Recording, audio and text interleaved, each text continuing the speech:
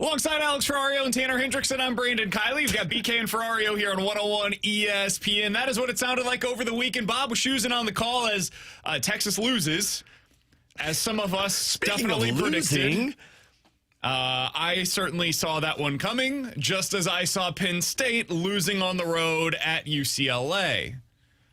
Rough weekend in college football for your boy. Rough weekend? Yeah. Pick'em didn't go well? No. Your picks don't seem to have a lot of success, huh? Nope. 314-399-9646 is the Air Comfort Service text line to get involved in the show. YouTube chat is available for you at youtube.com/101ESPNSTL. I would recommend checking out the YouTube chat today. Somebody said you didn't have to go full juggalo in the hallway when we walked in, and now I totally see it. T-Bone, you know what juggalos are? Yeah. From the Insane Clown Posse? Yep. That's what BK looks like. So, I lost in our Pick'em challenge, and this that I am wearing right now, Alex Ferrario's wife did a fantastic job this morning of painting me into a Jayhawk. Yeah, your favorite team. Yeah. So we know. I just want to get away. U-K-U. I don't know how their fight song goes. It had the lyrics on the video. Terrible. I should have sent it to you. Terrible song, so. You remember the how do you feel? The old Southwest commercials, the wanna get away stuff? That's just me. Just all day long. Wanna get away. God, you look great though, by the way. You look great. You look like a Jayhawk. I'm glad we went down this path rather than just doing the KU, because the Jayhawk bill, the eyebrows, it just fits you well, man. It fits you. It's kind of tough to give a serious sports opinion when I look the way that I do today. I will not be able to. It's hard to take you seriously, too. I will not be able to look your direction when we're talking anything. I just wish it was a Believe It or Not day, right? Like him flying during his part. Oh, yeah. Maybe we need to push that up to Monday today. That's incredible. Yeah, Shout out to my wife, though. So if you need Styles and Artistry by Katie, check it out. But she doesn't do Halloween makeup. She does normal makeup and hair, not Halloween makeup. She's happy to do Don't ask for the weddings, pictures, whatever you need. She does it all, unless other than Halloween makeup. Unless you want to throw a lot of money her way, and then we'll have a conversation. I'll be a manager for her right now. But yeah, she. When we thought about this, I'm like, man, T-Bone and I can try and do this face paint. It's not going to look good. And I looked at Katie and I'm like, you free Monday morning? I need you to come in and do your professional work. And she did a fantastic job. There's the Jayhawk. So you guys want to talk a little college football? No, hell no. I want to talk Kansas Jayhawks. Yeah. They had a big win over the weekend. weekend. What's going on? Is anybody good? No. Because, like, my read on this, you guys tell me if you disagree with this. My read on it is as follows. I think there are a lot of good teams. I don't think there is a single great team. And I think there are fewer of the bad teams than there have been in recent years. And so what you end up is, it's almost like the NFL where everybody's kind of right here. They're all compressed. So every weekend you get these touchdown games where a player or two can swing everything. Or because the SEC in particular has such great home field advantage, dude, going on the road in the SEC, and this is the case to a degree in the Big Ten as well, UCLA not exactly a home field advantage, but, neither here nor there. For some of these places you go there, like Texas, for example, over the weekend, raucous environment, Texas looked shook for half of that game. They got punched in the mouth, and they never seemed to find a way to respond. And so that's my read on what's happening in college football right now, and I think this is going to be the new norm. Do you guys have a different read? Because this is crazy what we're witnessing. No, I mean, somebody already jumped into the Air Comfort Service text line in our YouTube chat and said, remember when Alex and T-Bone said on Friday that this weekend was going to be boring?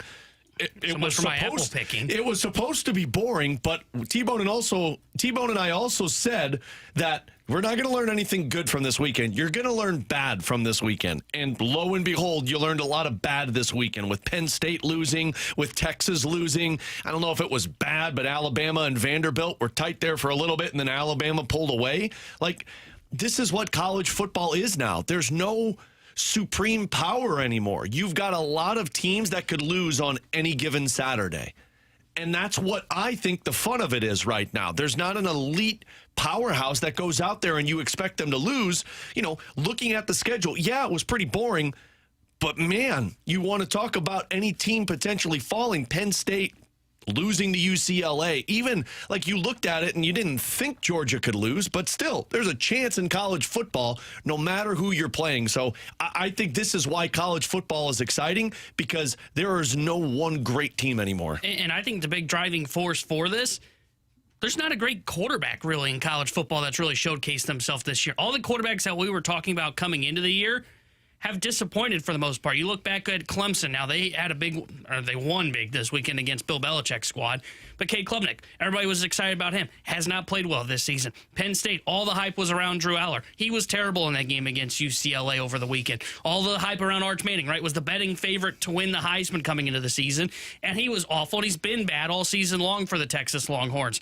It's the quarterback play that is driving to what I would call this level of mediocrity that we're seeing, to where there isn't a great team. Because if you took a great quarterback and put them on that Texas team, Texas would be at an elite level and be on their own. And I think there are a couple guys teams running free all day long. Yeah, I think there are a couple teams that you can say that about. If you just had a elite quarterback, or a quarterback that could just separate himself from this muddy middle, then these teams, we would see an elite team. But nobody has that. All these great teams don't have that. Maybe Ohio State, but I got to see it against a good team. And I don't know if Illinois defense counts for that. But that's really the only hope that I think you have for seeing an elite squad this year. We talked about this coming into the year.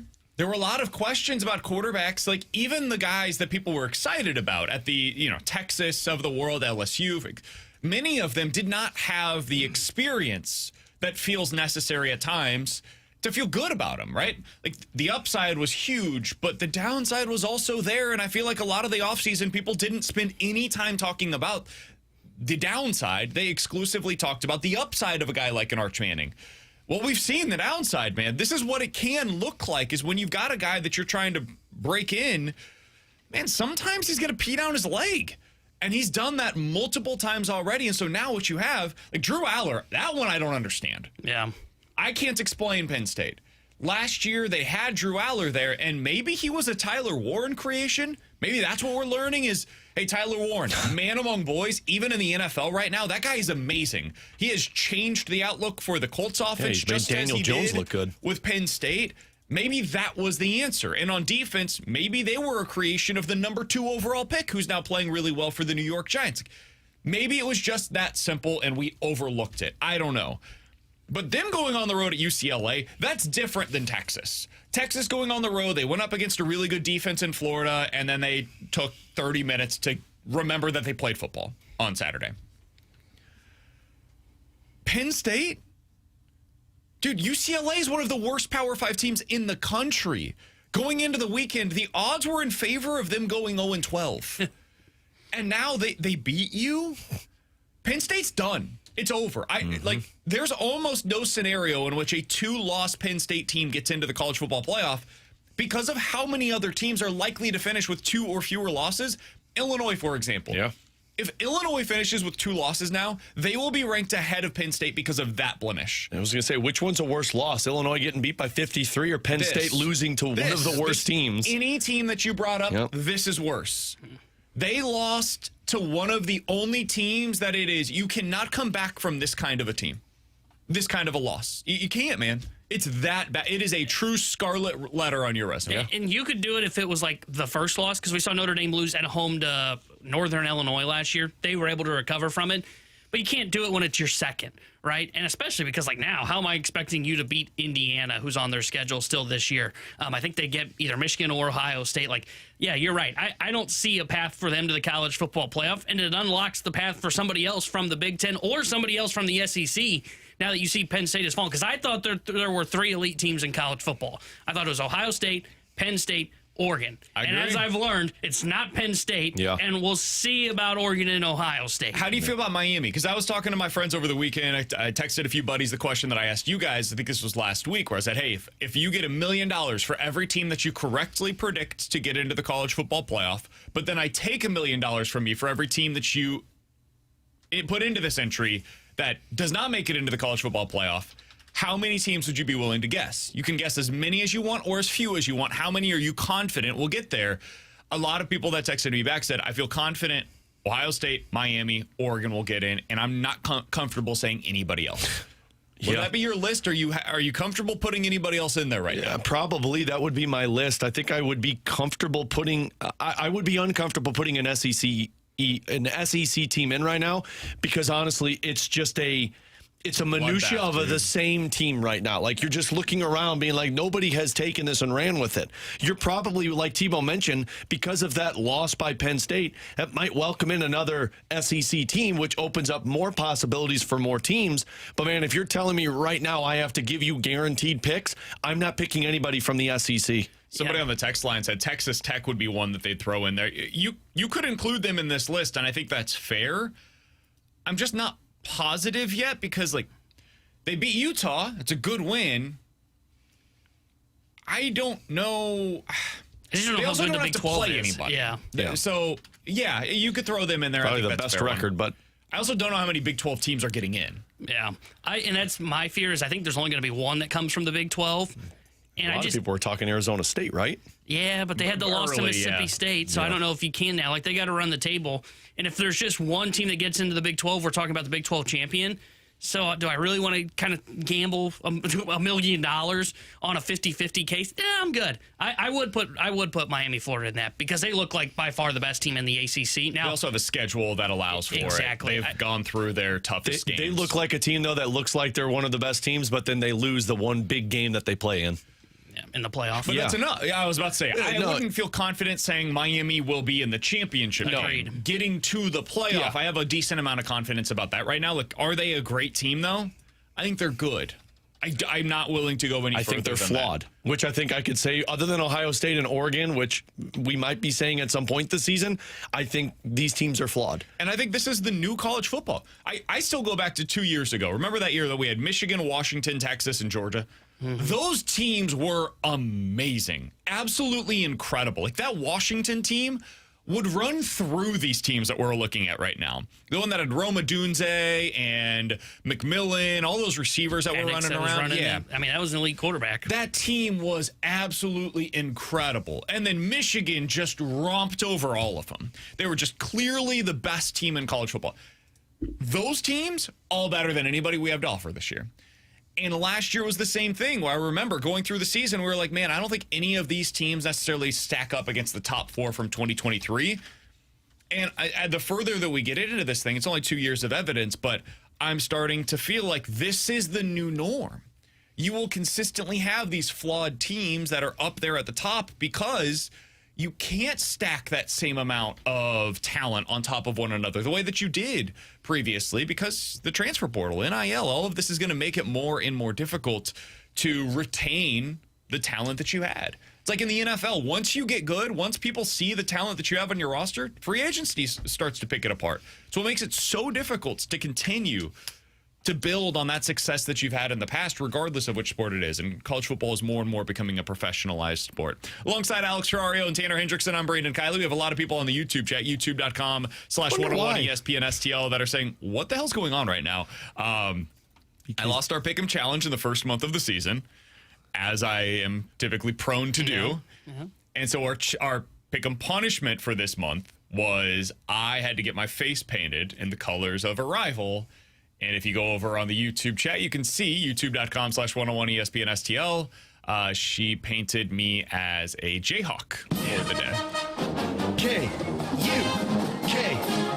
That's kind of catchy now. I'm just going to throw letters out there sooner than it'll work. F, Mizzou, K-U. So that's where we're at.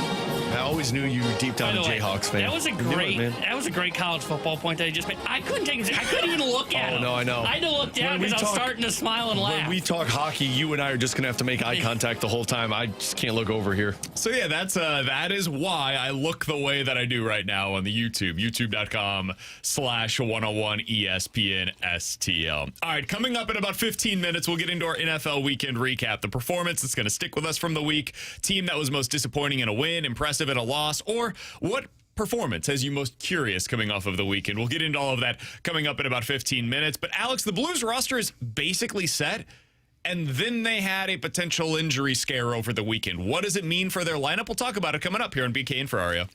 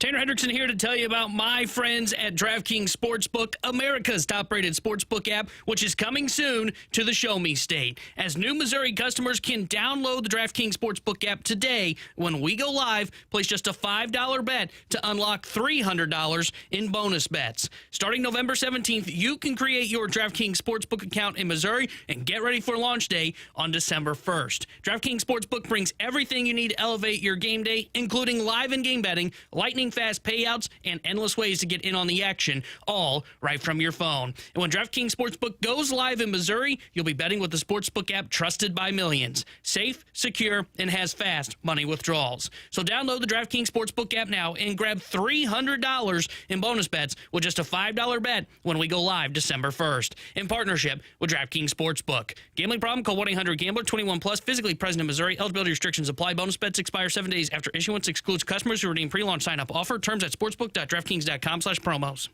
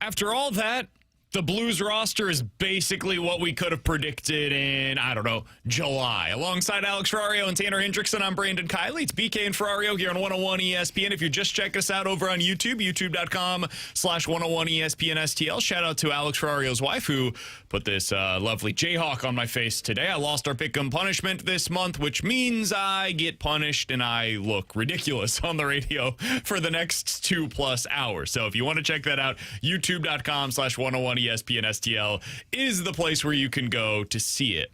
Alex, they sent down all of the players that you would expect. Yeah. Like Dalibor Dvorsky, gone. Otto Stenberg, gone. All of them going up to Springfield. It should be a fun Springfield roster this year, honestly, it to might watch. be the best they've had in a long time. Saw Carbon over the weekend. Was it 2 goals that he had for his juniors team in his first appearance scored there? his first shift for his juniors team.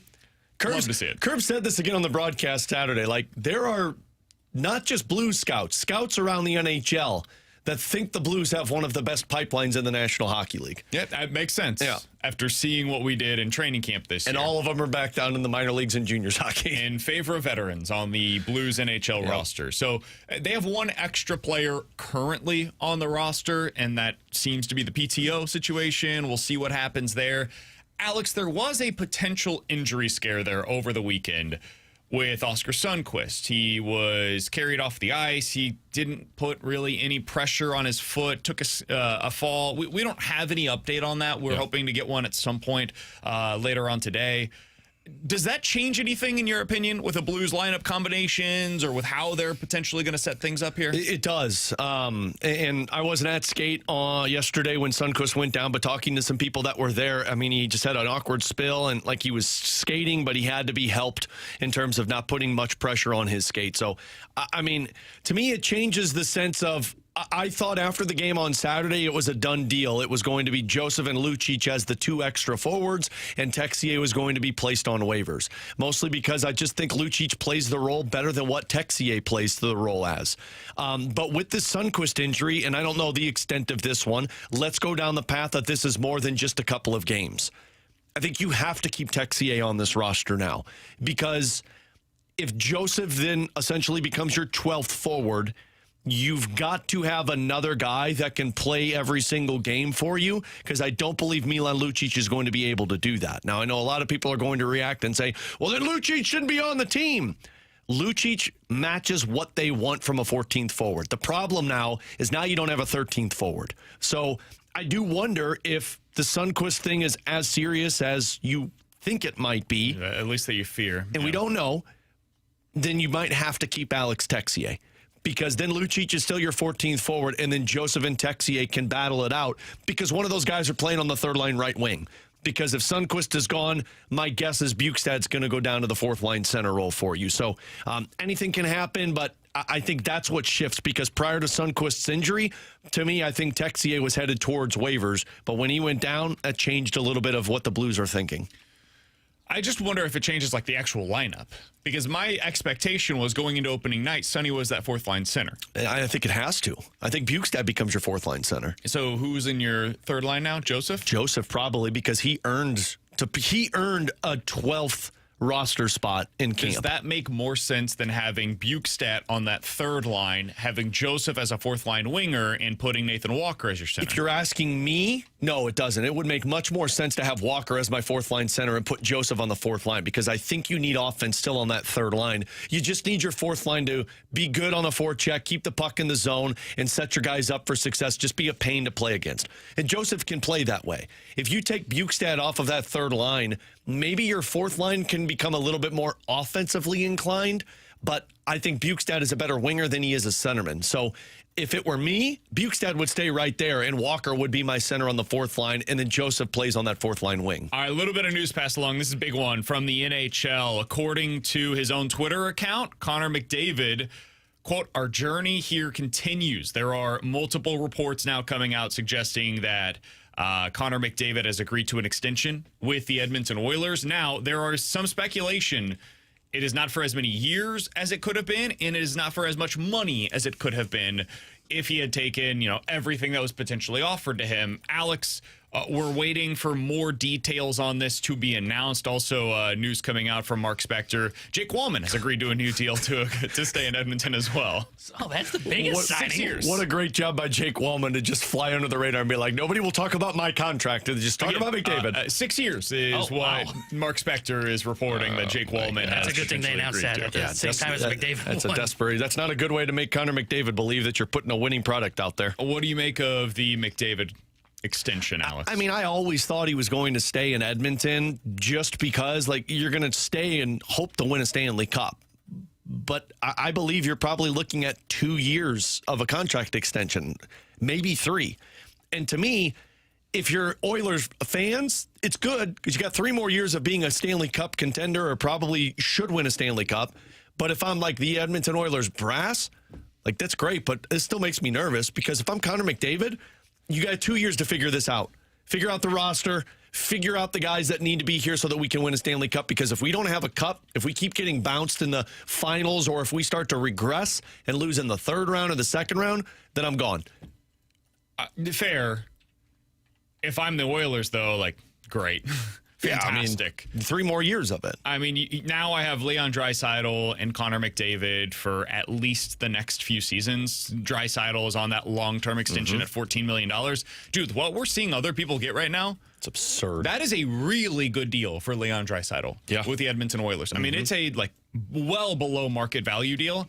And if they're potentially going to get Connor McDavid at a below market deal as well, you could start to see in the next few seasons Bouchard at $10 million, that's below market, suddenly.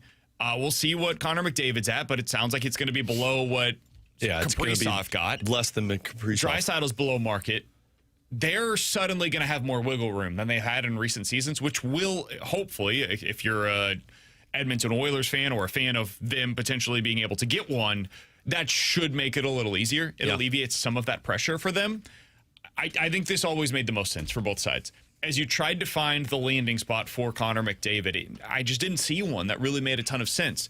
Dallas was the only one that came to mind where I was like, okay, I understand how this could fit roster-wise. I also see how it could fit money-wise.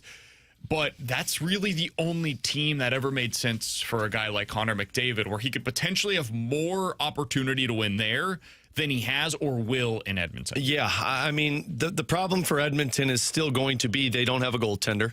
And both of their goaltenders are going to be free agents after this year. But, I mean, you go for it and you just try and win a couple of more years with Connor McDavid. And then if it doesn't pan out well, then you know what? You might want to make a change. Or maybe you move on from another different player. The problem is McDavid's going to get this money, probably around $15 to $16 million.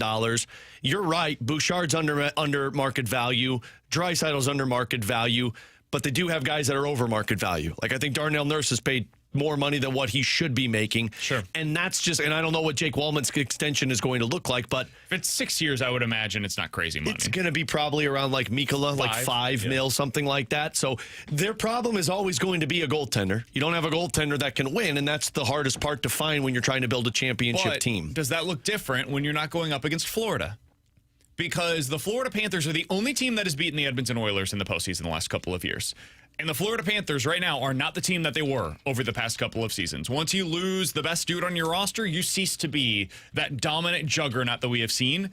So I think that this could be their year in Edmonton. Because the one thing that's been able to knock them down is the thing that may not exist this year. Yeah. And so to me, I think you have to run it back. I always thought this made the most sense, and now we get to see it. To me, though, I hear what you're saying, but I also believe that when one team that looks like a powerhouse, another team might step up. Like, I just, when you doubt a goaltender, if a goaltender can't get a job done in the postseason, I think another team can exploit that weakness. Like if Tampa Maybe gets they to, haven't, though. I know, but if Tampa in the Western Conference they haven't. But remember that they have also had to get to Game 7s in the second and third round to get to the Stanley Cup final. But if you take on Tampa, if Florida's not the team, Tampa's still elite offensively. If you take on the Maple Leafs, if for some odd reason they get there, goaltending is what sets you over the top. And if I'm Connor McDavid and the Edmonton Oilers, that's still my area of weakness. He's Alex Ferrario. That's Tanner Hendrickson. And I'm Brandon Kiley. 314-399-9646 is the Your Comfort Service text line to get involved in the show. YouTube is available for you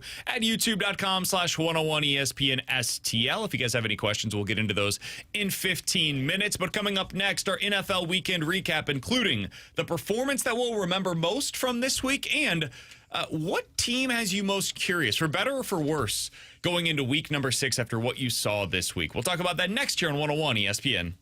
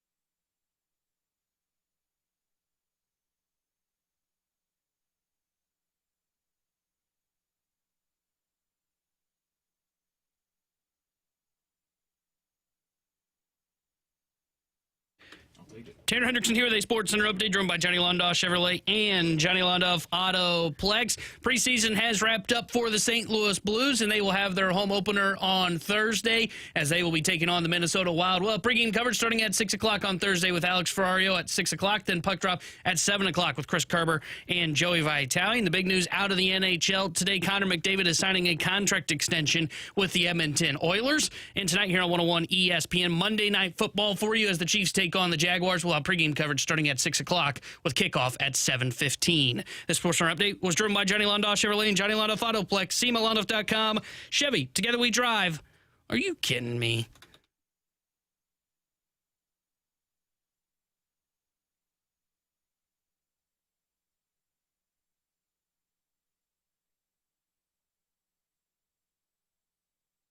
Quick update from our last segment. I mentioned I have to imagine if they're going to go this many years on Jake Wallman, it's not a ton of money. 7 years, $7 million per season, according to Elliot Friedman, is what Jake Wallman will be getting from the Edmonton Oilers. I hope they submitted this after they got Connor McDavid's extension locked in.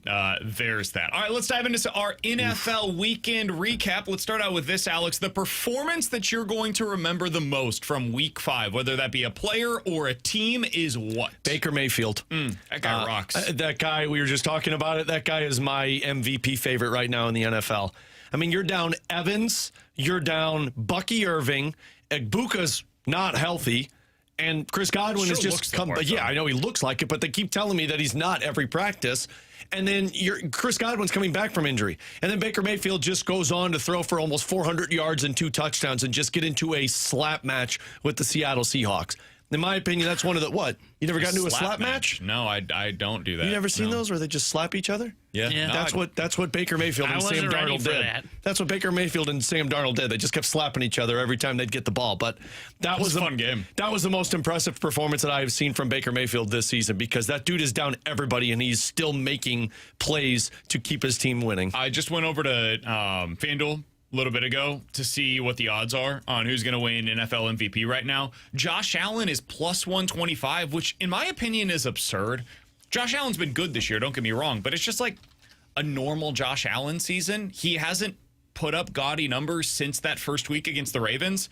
And then it's Patrick Mahomes at 6-1, Jordan Love at 8.5-1, and then Baker Mayfield at 11-1. I agree with Alex. To me, Baker Mayfield, as of today, has been the most impressive player so far this season. I would have him as the favorite.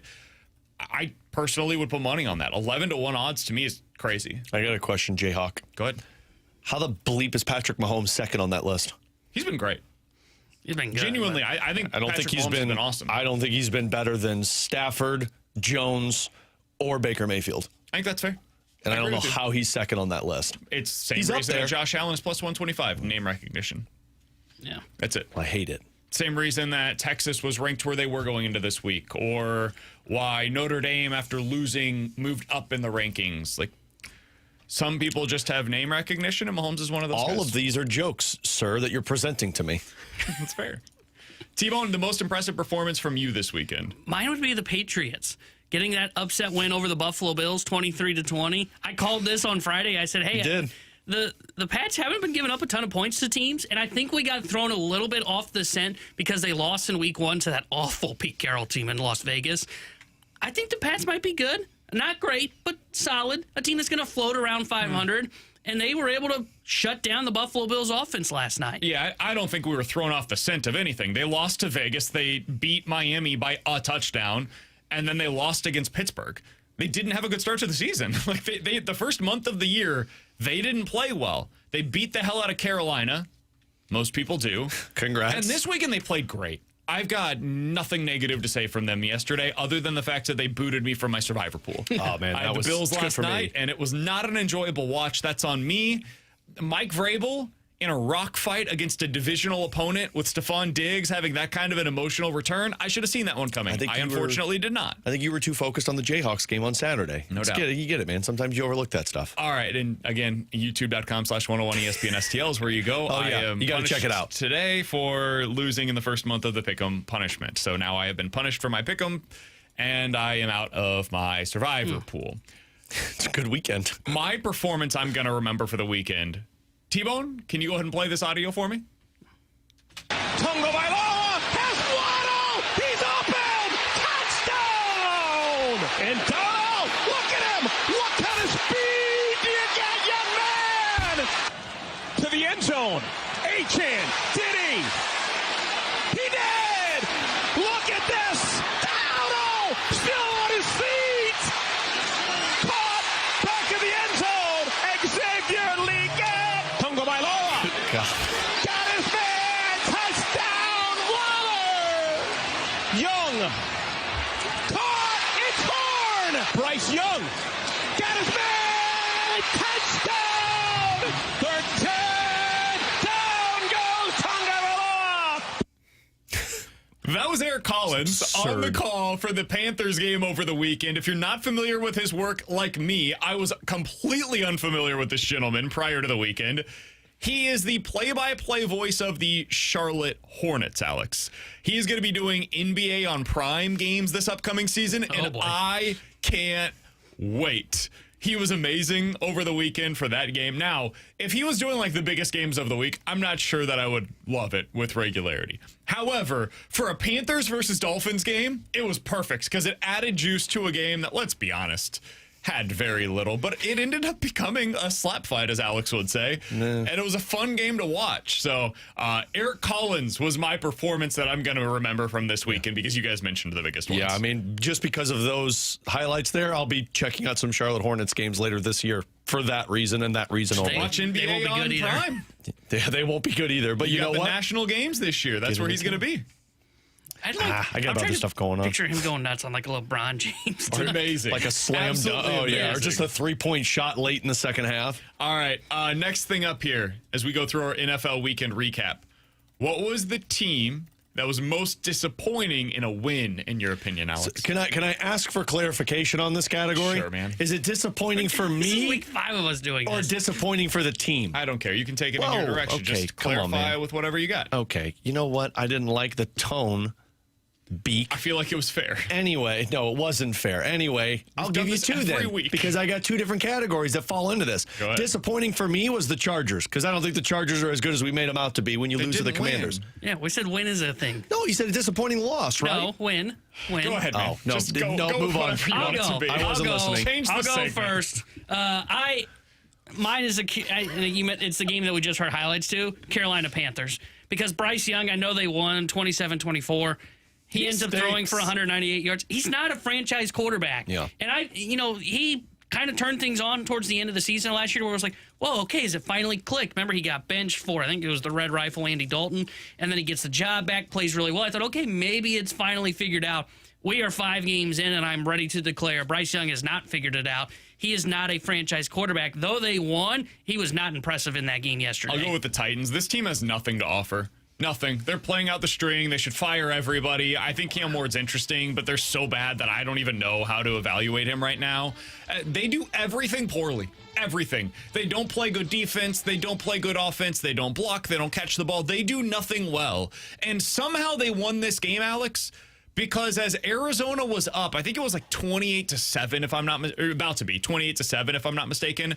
Amari DiMercado did the thing where you flipped the ball through the end zone despite not actually getting into the end zone. Yeah, it was going to be 28-6. They fumbled through the end zone. It gives the Titans a chance, so that gives them some points. It's just stupid stuff that allowed the Titans to win this game. Then there was an interception that becomes a fumble that becomes a touchdown for the Titans as well. Just the most ridiculous, nonsensical game that you'll ever see. Titans found a way to win. It told me more about the Cardinals than it did about the Titans. That team stinks. They're absolutely horrible. So they would be the team that I would throw into this category. Now that I understand the category, because I didn't before, I'll Or take you that listen heat. to the category I'll all the take time. that heat. I wasn't listening. It's the Vikings. Congrats on winning that game because the Browns were just dog poo. You're going to lose the next 6 games if you're the Vikings. You're still a bad team, and I don't care if it's McCarthy or Wentz. Your defense is good. It's not anything other than good. Your offense can make plays in desperate situations, but against true competitive Super Bowl caliber teams. I don't think the Vikings have anything to prove, so I'm done with that team.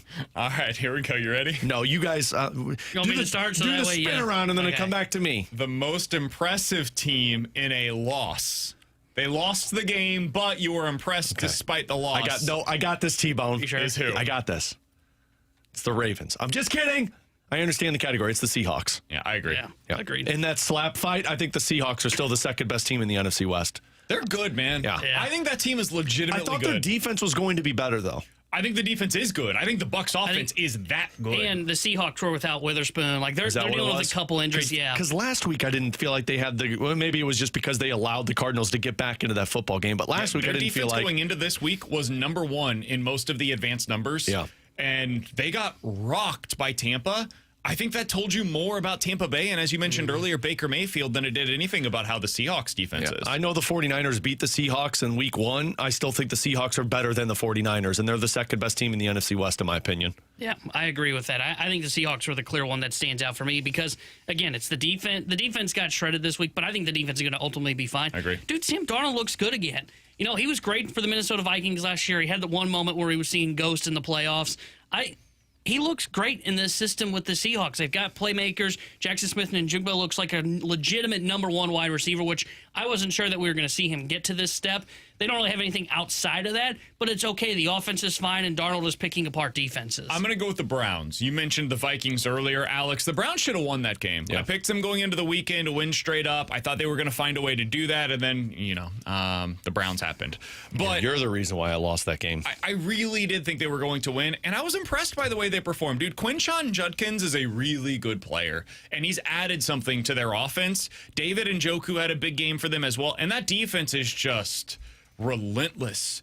If you go up against the Browns, you're probably going to beat them. You're going to feel it the next week. The only team that hasn't is Detroit, and that's because Detroit is on another level from most of these teams. They are an incredibly frustrating team to go up against, and I think they're going to get a couple of wins over the next few weeks. Pittsburgh on the road, that ain't going to be an easy matchup for Pittsburgh. Dolphins, they could absolutely win that game, and then at New England, they could win that game potentially. So the Browns are not a good football team, but they're a little better than I think people give them credit for because of how good that defense is. I do think they impressed me a little bit over the weekend. All right, last thing here. Which performance, Alex, has you most curious, whether that's in a good way or a bad way, coming out of week 5 and leading into what they're going to do in week 6? I think mine's the Chargers, and it's curious in a bad way because I like that answer. am I supposed to believe you're one of the top teams in the AFC? Like, the opening's there for you now because the Ravens aren't anything we thought they were. Bills look vulnerable. Chiefs will get back to what they are when they get players back, but still. But, man, you just lost last week to the Giants and Jackson Dart. And then in a game where Jaden Daniels was coming back from an injury that didn't have Terry McLaurin, you put up 10 points.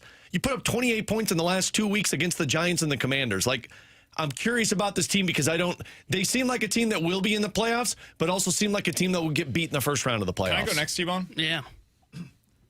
Are we sure the Bills are good? Let me clarify. I'm pretty sure they're good. Are we sure the Bills are great? Because that's the standard that they're being held to.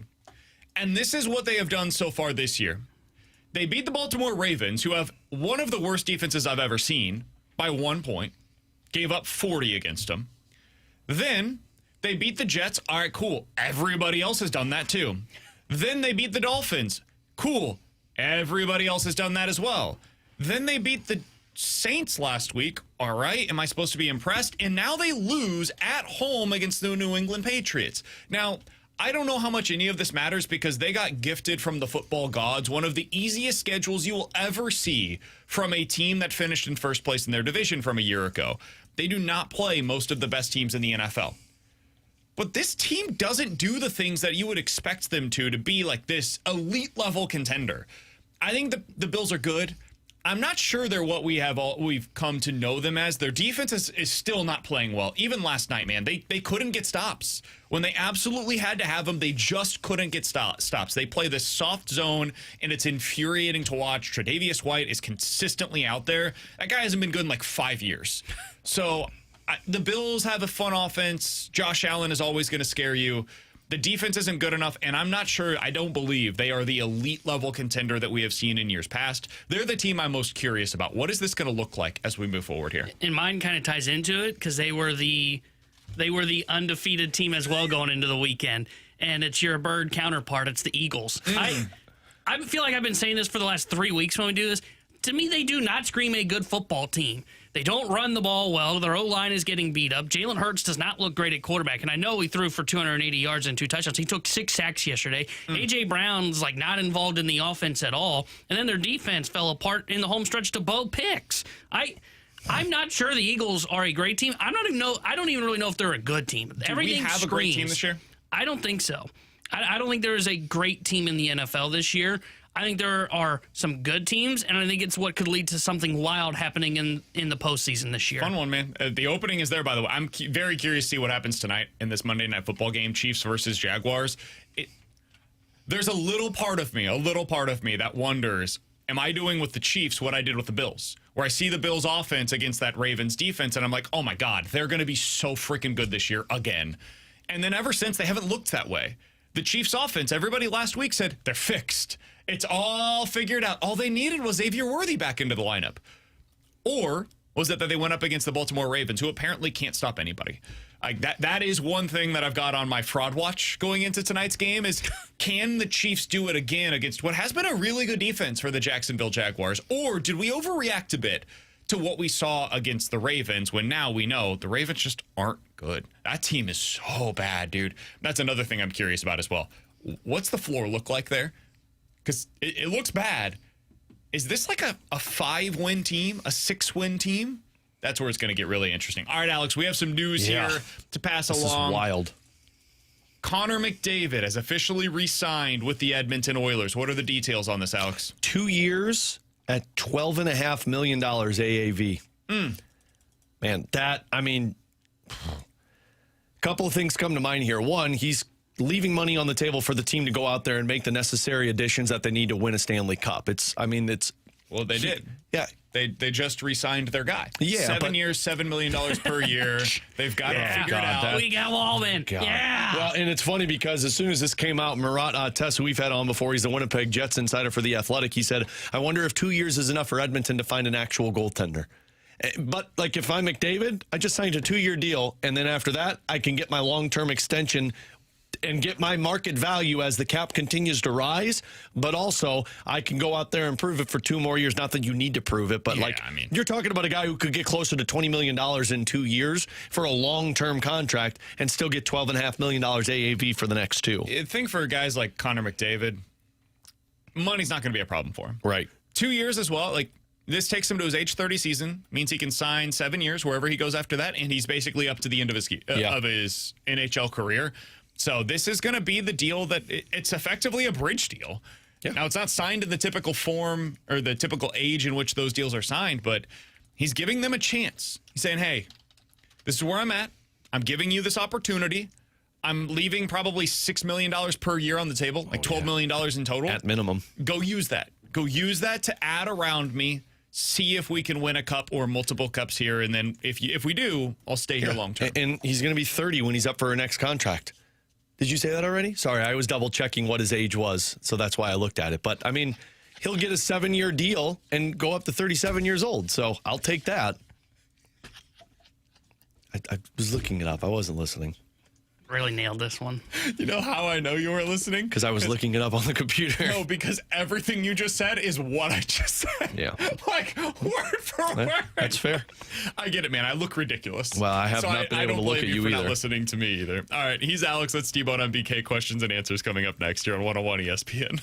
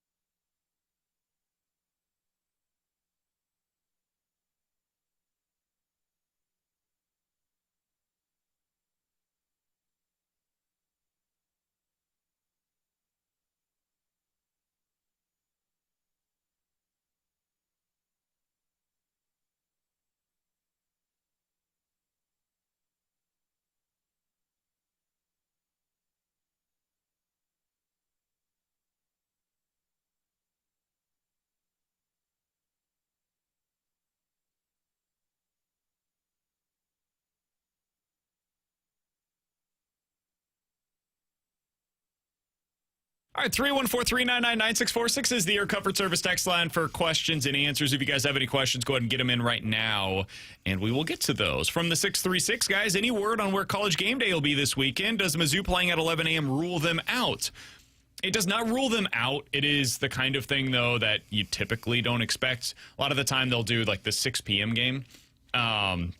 But no, it doesn't rule you out. We do know where they're going. They're going to Oregon. It'll be the Oregon versus Indiana game, which is on CBS this week. It's a 2:30 kickoff for that one, but that's where they're heading this weekend. I think that's more than fair. They're both top 10 teams. It's a huge game. Indiana's not a team that you see on these kind of spotlight games all that often. It stinks for Mizzou. Like, I really wanted them to be there, but yeah, it makes sense that they'll be at this game. You don't think they have a chance to get any more of them this year? Maybe. Like Oklahoma's they play the one? against Texas A&M at home on November 8th. Oh, Oklahoma's on the road. That's the next one that would maybe have a shot to host. I have not looked at the schedule elsewhere that week. Indiana plays Penn State. LSU plays against Alabama. BYU versus Texas Tech. Those are the biggest other games that are played that week. So, yeah, that one's possible. If Texas A&M and Mizzou both take care of top business. 10. Yeah, they could both be, conceivably, they could both be top 5 Yeah. Yeah. at that point. Yeah, that's probably your last hope is that one. And you'll probably need I think it was Alabama LSU is that weekekend. Yeah. You would need to win out, and you need Texas A&M to win out before then. Yeah. If you both win out towards that game, you're going into that one at 8-0, each of you. Yeah. And if one of you loses along the way, then you need like LSU to have a second loss to make that game less appealing. Or Bama, for that matter, too. 314-399-9646 is the Air Comfort Service text line for questions and answers. From the 618. Guys, how likely would it be after this season with 1 year expiring contracts to trade McJesus in the offseason? Win-win for Edmonton, potentially. No. So, out of curiosity, maybe I'm misreading this. Is it a 2-year extension or is it a 2-year contract? 2-year extension. He's got 1 year left on his deal. Right, so it'll be this year plus 2 more, correct? Yeah. Okay. Yeah, which is, it's the exact same. Like, he's making $12.5 now, and he's going to make $12.5 million. Now, I don't know if Puckpedia didn't update this or if they haven't come out with the terms yet, but there's no trade protection on those next 2 years. I'm assuming it's a full no trade, no move clause for Connor McDavid, but it's 3 years of $12.5 million, which means for the next 3 years, Draisaitl and McDavid are making $26.5 million. Wow. If you can't build a Stanley Cup contender, if you can't build a Stanley Cup winner in the next 3 years with that, then they need to go out there and find a different president of hockey operations. By the way, the SEC just announced moments ago Mizzou versus Auburn. That one's on the road. It'll be a 6 o'clock kickoff, 6 o'clock or 6:45. So it'll be a night game kickoff either on ESPN or SEC Network for that one. So Mizzou will be heading to Auburn. It'll be a night game for that one. Whew. I smell That's going to be a tough loss. environment. That's going to be a really tough one. I know everybody's looking at this week, understandably so. Next week's a really tough spot because you go from Alabama, huge game, coming off of a bye, immediately going on the road playing a very good, very talented Auburn team. Mm-hmm. It's a tough spot, man. And then isn't it right to Vandy after that? On the road. And there's no bye in between there, right? Nope. And then you get a bye, and then you're at home against Texas A&M. Oof. SEC, man. Live in the SEC. It's real. Do you want me to bum out some Blues fans real quick? Sure, go ahead. I'm doing my tinfoil thinking right now. That we're going to trade for McDavid? No, that's not happening. So McDavid will have 1 year left on his contract going into that 27-28 season, and Jordan Binnington is a free agent that offseason. Yeah, he ain't going anywhere. Yeah, he's a Blue. 314-399-9646 Boy, I hope so, is the because Air Comfort Edmonton Service getting text him. line for Win gold at Team questions Canada. Oh, God. and answers from Magic Beans. Should we be disappointed that Dvorsky's not making the roster and seemingly getting passed by others? No. I don't think he's been passed by anybody. I think the perception is Otto Stenberg has leapfrogged him. I don't believe that to be true. I think Stenberg is the number one call-up if an injury happens to a winger. I think Dvorsky's the number one call-up if an injury happens to a centerman in your middle six. They're two different people, in my opinion, of what the Blues are hoping for. And the reason that they're not putting them on this roster and Texier or Joseph or Lucic or maybe a waiver claim all could be on this roster, it's because they don't want to rush it with those guys. Go let them dominate the AHL for 40 games, and then halfway through the season, if they look like they're ready for it, they get a shot at the NHL level. Yeah, I I don't think he's been leapfrogged because I think it's two different positions. Because I agree with you. Stenberg will be up if they need a winger, and Dvorsky will be up if they need a center. And he's, I think, 20, if I'm not mistaken. And centers take a while, as we've seen over time. Centers defensemen take a long time to develop. They're probably playing it smart by keeping him down in the minor leagues and letting him kind of marinate. Yeah, both are 20, Stenberg and Dvorsky. 314-399-9646. That's the Air Comfort Service text line to get involved in the show. You can check us out on YouTube at youtube.com/101ESPNSTL. That is where I am paying off my pick'em punishment. I wonder who you were waving to this week. Dude, I looked over to my left. I like because people keep stopping by and look at us like we're zoo animals, which Our one boss of us walked is. by a little bit ago, and he just looks by, and he's like, He knew. that's our midday You think show. he heard this song in his head? Go, T-Bone. K-U. It's kind of catchy. I'm liking this fight song more and more. You guys got to learn the lyrics. I don't care the lyrics. You're the Jayhawks fan, not me. FMU. Yeah. Go ahead and say what you really I believe. think Who's the better coach between the Jayhawks and the Tigers? Who's the better coach? Well, one of them cheats constantly. What? And the first time No. that we've seen that really revealed is once everybody else is able to pay their I don't think players. the FBI found anything in that Allegedly. investigation. I never found out anything on that one. You said in the office when you were getting your face painted, Self has always been better than Gates. Yeah. Yep. No, I've always said that. Bill Self worth all of the accolades. All right. Flip that. Alongside Alex and T-Bone on BK. Coming up next, so much for the Brewers offense being bad. I got to go ahead and eat some crow. Okay, wrong again. Who could have seen that one coming? Next, here on 101 ESPN.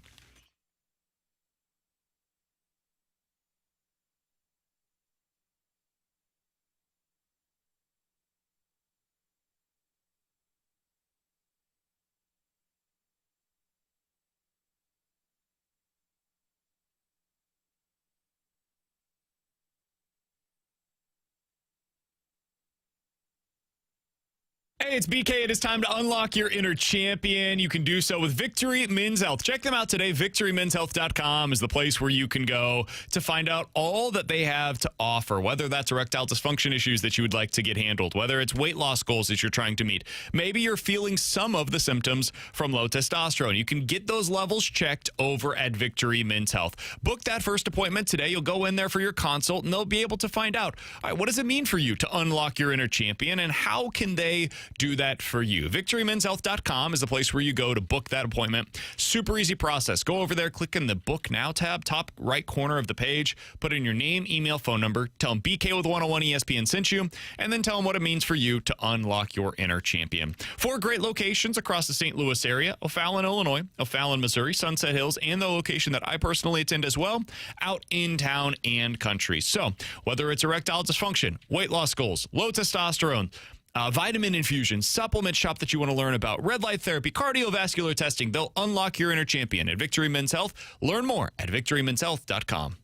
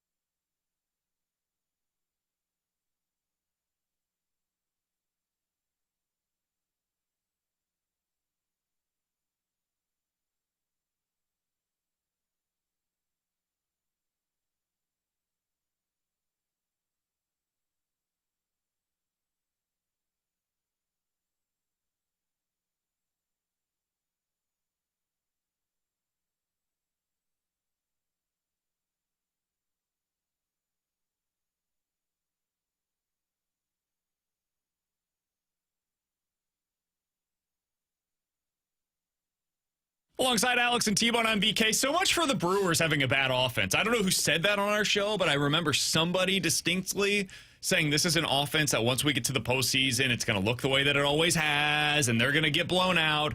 Not over the weekend, man. Hot damn. They made the Cubs feel that one. In the first couple of innings, they sent, 20 batters to the plate and ultimately found a way to win that game 9-3 against the Chicago Cubs. Now, I don't know. Maybe it was a bad idea to start Matthew Boyd on short rest. Maybe. They took him out after two outs in the game. He went just 30 pitches, and then they had to play what was effectively a bullpen game for the Cubbies in that one. Alex, did we learn anything about the Brewers in this game, or was this just one of those where, hey, baseball happens and sometimes you end up with 13 hits? I mean, it's odd to say baseball happens and sometimes you end up with 13 hits. I don't really know if I learned anything from this one because the Brewers looked like exactly what they looked like in the second half of the season. Maybe not the 13 hits, but they were a team that was just capitalizing on every opportunity in front of them. I still think this could look different in the next game. Part of me just wondered if, the Cubs are a little bit more cooked because they had to just use their entire bullpen in game one. But I don't know if I could look at this and say I learned something from the Brewers because I realistically could see the Brewers go out there and lose the next two games and not score any runs. That's where I'm at. I think this was, it was a hell of a performance. I can't take anything away from what they put on display. In those first two innings, 20 batters went to the plate, 14 of them reached base, 9 of them scored. Jackson Chourio finishes with 3 hits in the first 2 innings. That's amazing. What a performance.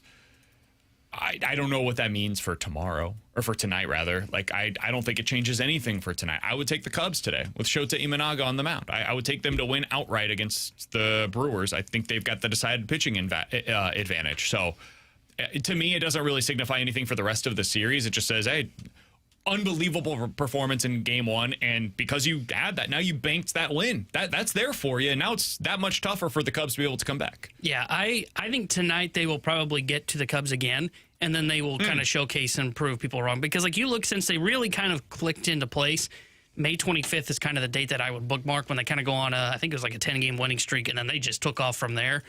They were 3rd in OPS across Major League Baseball and 8th in slugging percentage from their offense. Impressive. I think that they're going to show that, hey, this isn't your typical Milwaukee Brewers offense where we don't have the power, we come into October and our offense gets shut down. I don't think that's going to be the case against the Cubs. Now, if they run into the Dodgers, they run into the Phillies, they've got better pitching, they might be able to slow them down. I think it was a reminder of just how good the Milwaukee Brewers were. I think it shows that this is not the same offense that they've gotten to October in the past. This was always my fear, though, about the Cubs as well. I just don't know that they have the pitching. Matthew Boyd had an unbelievable season. But, guys, it's still Matthew Boyd. I was going to say the same thing. Let's be real, man. Is anybody going to believe in this next year? No. Cream always rises to the top. You get into the playoffs, and that's not the guy that I believe in, especially on short rest. Dude, I'm sorry, Matthew Boyd. You're not Clayton Kershaw. I'm not going to believe in you the way that I would have with Clayton Kershaw in the postseason, even though we've always seen him, he goes on short rest, then he implodes as well. No, absolutely not. Shota Imanaga? All right, I can believe in that. That dude's got the kind of stuff that it's been multiple seasons. I've seen him live up to these kinds of expectations. The guys you see tonight for the Dodgers, for the Phillies, those are playoff performing level of pitchers. Tomorrow, Mariners, they've got Logan Gilbert on the mound. You've got Carlos Rodon on the mound for the Yankees. That's a different caliber of pitching compared to what we see outside of Shota Imanaga for the Cubs. And this is why I was always skeptical of the NL Central with the Brewers. It was their whole thing, the offense in particular. But for the Cubs, I didn't think that they had the pitching. So now one of these teams is going to have to make it to the NLCS. Just by the way that the schedule and the format ended up working out. The Brewers had a pretty clear path to get to the NLCS. I thought that the Padres would change that. They weren't able to. So here we are. I still think the Brewers win this series. Even if the Cubs win this tonight, I still think the Brewers just have the confidence right now that makes them a team that can come out on top. And their offense showcased how dangerous they can be. They're not going to be 13 hits in one game, I can't believe, in another one of these. But they still feel like the team that can always come up with the timely hits. And my worry for the Cubs is, do you start to see that regression? Because you saw the offense take somewhat of a dip back towards the end of the season. They fell back down to earth, and then they started to get hot again. if you're a Brewers team, I mean, you just feel unbeatable right now, which makes me believe that they're going to win this series. I think it might be like 3-2 or maybe, 3-1. The Cubs will win a game, but I still think the Brewers come out on top. Yeah, and I think the Brewers, they win this series. I think it is probably 3-1. I don't think they get pushed over by the Dodgers or Phillies, whoever it is that ends up getting through the CS. Like, I think they go 6 or 7. I don't know that they win that series because I just don't know that they've got the offense to compete with those teams. I don't think they're just pushovers, though. I don't think this is, the schedule lined up for the Brewers. They got the Cubs, who aren't that great a team, didn't have the pitching, and now they go to the CS and they're wiped away in 4 games. I think they hold their own in that NLCS series, whoever it is that they face. Anything else stand out to you guys over the weekend baseball-wise? Blue Jays? 23 runs in 2 games against the Yankees, and now the Yankees are done. Tomorrow we're probably going to have to play some of the New York sports radio from today. I'll probably have to grab some of that for us for tomorrow. Yeah, I would imagine they're losing their minds up there right now. That series is over. I mean, your best pitcher, Fried, I guess, is Schlittler starting this next one for them? No, it's Rodon. Yeah, Rodon, so I mean, Schlittler will get game 4 if it's needed. They already beat up on one of their best pitchers, Max Fried. Now you got Rodon. I don't know. Like the Blue Jays, I didn't know who they were. Like they were a wild card to me. It's pretty evident that they're a dangerous team. Yeah, I looked at the Blue Jays and said, I don't really buy that they're the number one. They were my version of what BK's Milwaukee Brewers are because I look at their line and go, it's got Guerrero and it's Bichette, and it's just a bunch of pieces that I think are okay. The pitching I like from their side, I didn't expect them to beat the crap out of the New York Yankees. I kind of saw that maybe in game 1, not against Max Fried. I thought Fried would shut them down. Boom, you've got a series, and it just turns out, no, Toronto is a legitimate potential contender in the American League. Dodgers are doing it again, man. Yeah. That was my other big takeaway from the weekend, where it was like, man, Phillies get out to this lead, Dodgers come back, rookie Sasaki looks unbelievable right now. That guy's completely unhittable. They're going to do this stupid thing again. I bought into the Phillies. I said all season the Dodgers are fractured. This is not the team that we saw in previous years, and here they are doing the thing. It's unbelievable. And I will, if it's Dodgers versus Brewers, I will 100% be taking the Dodgers. I'm going to be wrong on the Brewers until I have to be right. You're obviously going to stick with that one. They're going to win the World Series. Nah, that didn't happen. No, they didn't win it. Yeah. By the way, I think the Mariners might be going home in the DS. That was the other one for me. It was like, I thought Seattle was supposed to be this juggernaut. They won yesterday? Sure, but... No, Detroit won. No, Seattle won yesterday. Detroit won the first one. The series is tied at 1-1. Right. I totally missed. I was like, I still don't. I was thinking of game 1. I was like, what? No, they won. I still don't understand how they lost game 1. Yeah, that's a little concerning. I fear that they're going to be going home because I look at Detroit and they seem to be matching up with them well. Now, yesterday was Skubal. Skubel's going to shut them down. I was about to say, let's see when the pitching gets a little deeper into this thing. The Mariners have the advantage there in the depth of their rotation. But their bullpen for the Tigers, they've been mixing and matching. They've been going deep into it early on, like they did that in game 1. And they matched with them for, I think it was they gave 6 or 7 innings because they pulled their starter after I think it was 4. It was 4, yeah. They gave up 4 hits, their bullpen, in that game 1. I worry about the Seattle Mariners because I thought they were one that I would look at and go, okay, hey, the Tigers are not that good. They'll take care of this. They'll shut down the offense. Their offense will emerge. And the offense has been kind of quiet so far. The Mariners are doing what I thought the Blue Jays were going to do, where it was like they were one of the hotter teams, and it was like, wait, what? You're tied right now in a series? And instead it's the Mariners, which, man... Darn it if I believed in that going into the playoffs. Alongside Alex and T-Bone, I'm BK. We will have Yankees versus Blue Jays tomorrow right here on 101 ESPN. You'll be able to hear the pregame coverage for that one starting tomorrow at 6:30. Coming up next, we're going to dive into some NFL quick hitters here on BK and Ferrario.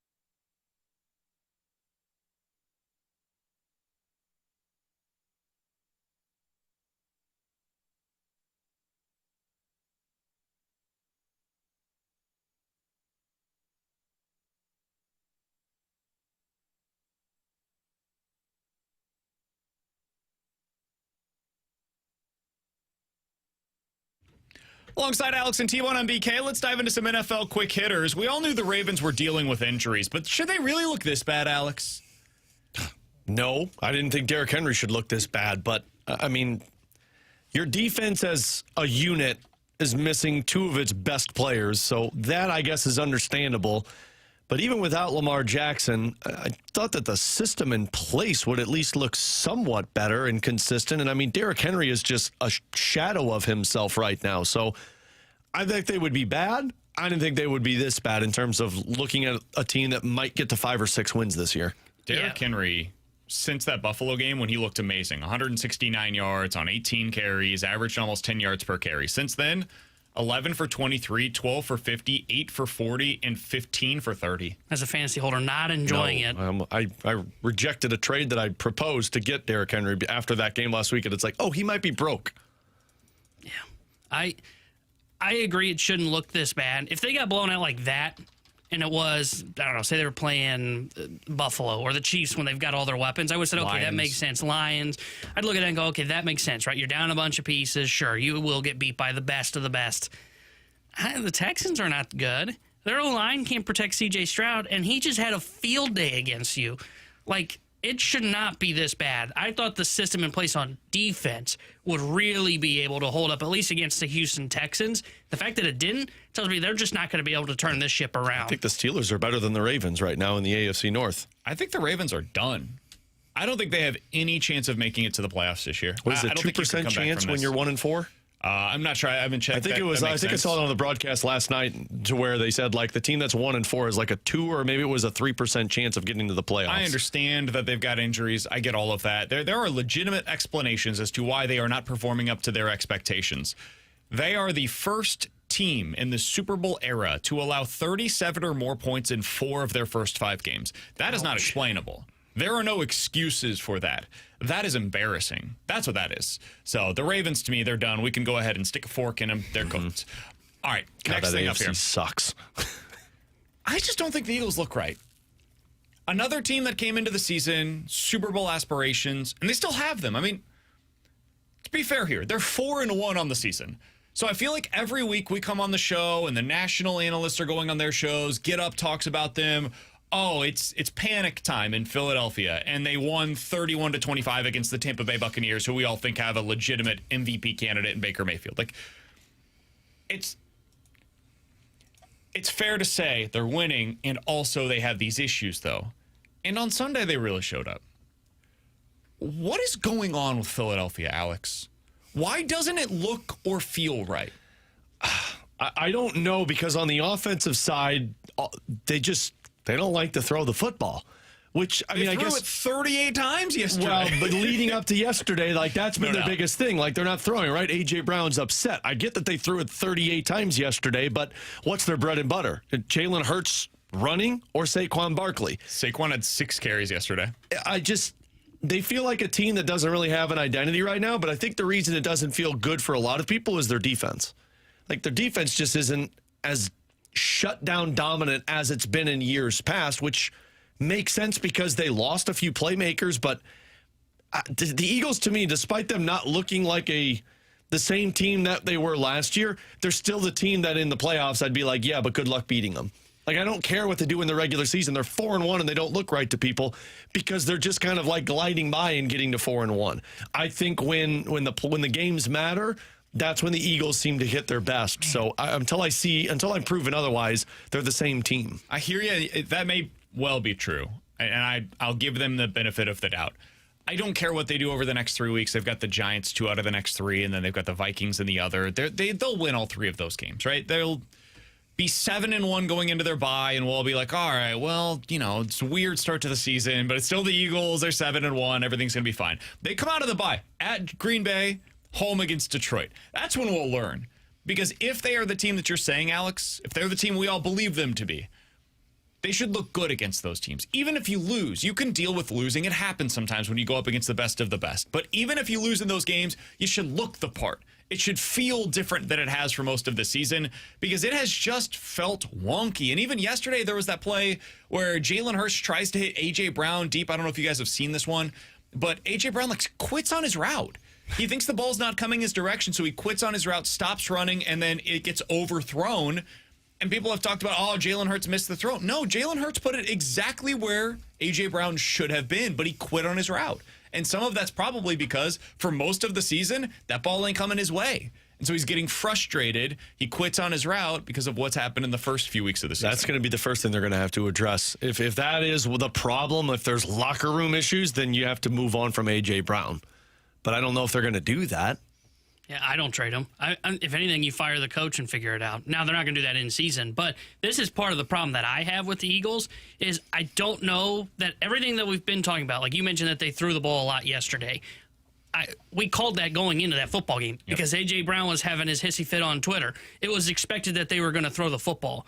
I don't think they really trust Jalen Hurts to win them a football game by him dropping back in the pocket and throwing. What they have to do is they have to rely on Saquon and their offensive line. Well, their offensive line is beat up now. So now it's a little bit harder to run the football. And I don't think that they fully trust Jalen. And the other thing that I just can't get out of my head because it happened is let's remember going into, I think it was last season, there was all the reports surrounding Nick Sirianni and his relationship with Jalen Hurts. And that's where I look at this and go, if this thing does start to combust within, can Sirianni find a way to extinguish that fire?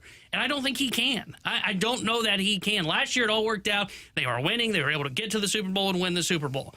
If this starts to go to where it snowballs, and maybe they end up winning these 3 games that you just brought up, but they come out of the bye and Green Bay beats them and Detroit beats them, and then maybe there is a surprise loss in there to like the Bears, for example.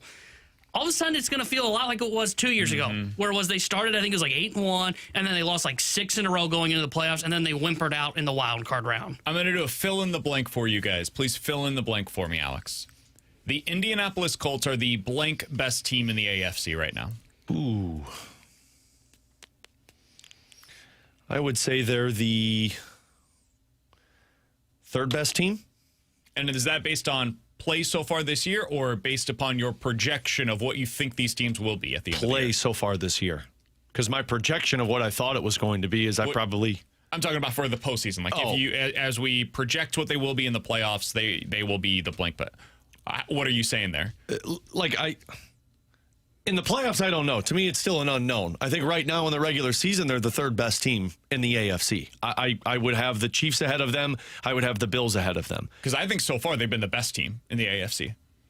I don't think anybody has played better football so far this year than the Indianapolis Colts. If I'm projecting forward, I think they're probably the 3rd or 4th best team in the AFC. But right now, based upon performance thus far, I would have them at number 1 personally. Yeah, I guess that's fair. So, yeah, I'll amend that.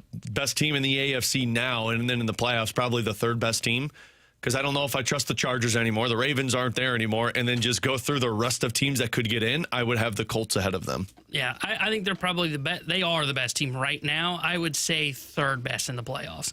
And this is crazy what we're seeing with them. It's incredible. I mean, their offensive scheme, turns out Anthony Richardson was a problem. Yeah. You know, Daniel Jones is fitting into the scheme that Shane Steichen is running. You look at their defense. Turns out the Giants were a problem. Yeah, their defense is awesome. Their defense, I think it's 11th in EPA per play, I think is what it was ranking. I think it's like the first time they've been top 10 in offense and defense and EPA since like Peyton Manning was their quarterback. Like, it's crazy the numbers that they are putting up. I think they're the best now. The reason I put them 3rd in the playoffs, I just don't trust Daniel Jones once he gets there. I trust Josh Allen, Patrick Mahomes, that when it matters most, those guys aren't going to make small mistakes, and I still expect Daniel Jones to make small mistakes. Saw this stat on Twitter yesterday, and it made me audibly yelp because of how ridiculous it is. Yelp. Most points scored through the first 5 games by the Colts in the Super Bowl era.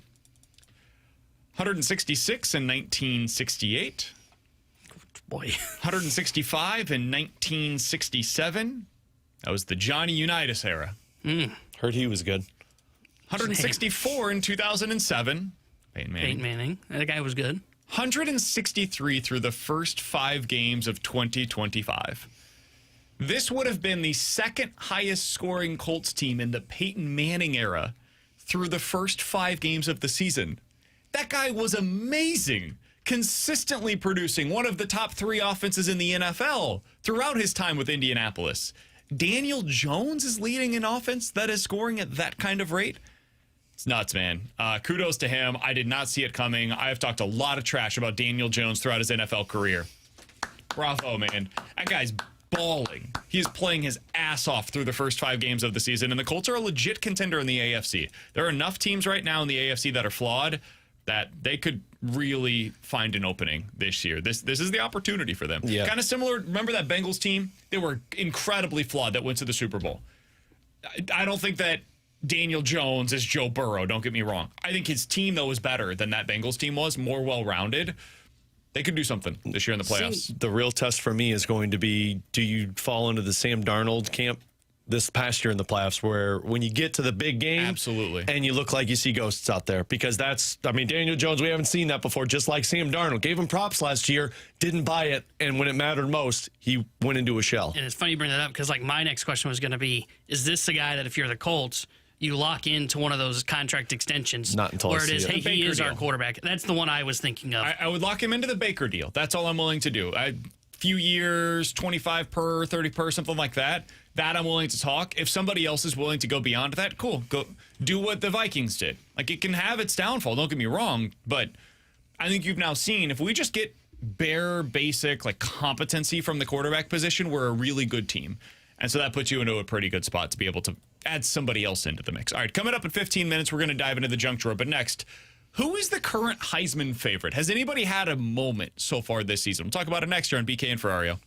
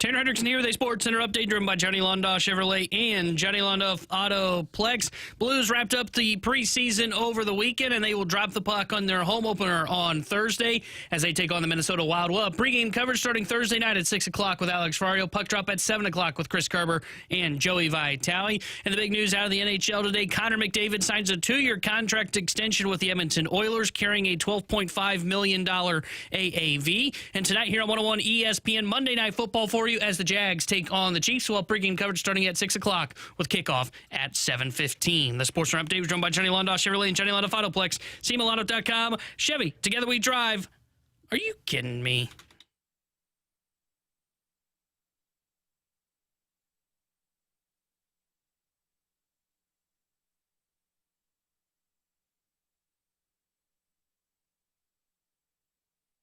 Alongside Alex and T-Bone on BK. So I was looking at the Heisman odds earlier today, Alex. The current favorites, they're same odds. Carson Beck, quarterback at Miami. Dante Moore, quarterback at Oregon. They're both at 6-1. Which means, as I mentioned earlier today, if you look at the MVP odds of the NFL, Josh Allen plus 125. There's nobody that has pulled away from the pack. Ty Simpson is at 7.5-1. Jeremiah Smith, who's been fine this year, but relative to his own standards, the wide receiver at Ohio State has been just okay. I think Julian Sayin has actually been the better player out from Ohio State so far this year. He's the quarterback there. He's at 14-1 odds, tied with Fernando Mendoza from Indiana. Nobody's pulled away so far. I don't think anybody has necessarily had a Heisman moment either. Now, there's a lot of season left to play. That's not overly surprising, but man, you look at like last year, Ashton Jeanty at this point had a Heisman campaign going for his start to the season with Boise State. You saw the highlights. It was unbelievable. Travis Hunter, it's like, oh my God. You saw it from a year ago, and now he's just taking it to a new level, right? You saw some of these guys, and it was pretty clear who some of the favorites were. They had pulled away from the rest of the pack. Have you felt that way about anybody so far this year, Alex? No, because like I look at two of them that would be at the top of my list, and it's Dante Moore and Ty Simpson. But even then, like I look at it, I'm like, yeah, but I could see somebody unseating them. I don't think there's a clear-cut Heisman winner, and I don't think anybody's had that moment because that's just the state of college football. Most of these teams have either not played anybody yet for you to judge off of, or in the big games, they didn't blow you out of the water by watching them. Like Simpson, for example. I mean, he had a really good game against Georgia, but it's not like it put him on the map of like, oh, that's your Heisman candidate. It's why I kind of wondered, and I was going to ask you during the segment, is this weekend the chance for Ahmad Hardy to put that out there? I think so. Because like if I go through all these quarterbacks, Chambliss, in my opinion, with Ole Miss, like his game was LSU when they won, but he wasn't great in it. He didn't even start until then. Right. Yeah. Carson Beck has been really good, but I look at it and I'm like, I don't really know if you've played anybody enough for me to look at it and say like, oh yeah, damn, he's there. I think so far this year, he would be the one that I would point to and be like, yeah, he's the most deserving thus far. Because he's had a couple of like solid opponents, played against Florida State, had a good game. He's been good this year. I can't take it away. He's another guy that I've always been lower on than consensus. But is it overwhelmingly great? No, because I think I'd put Dante Moore ahead of Carson Beck.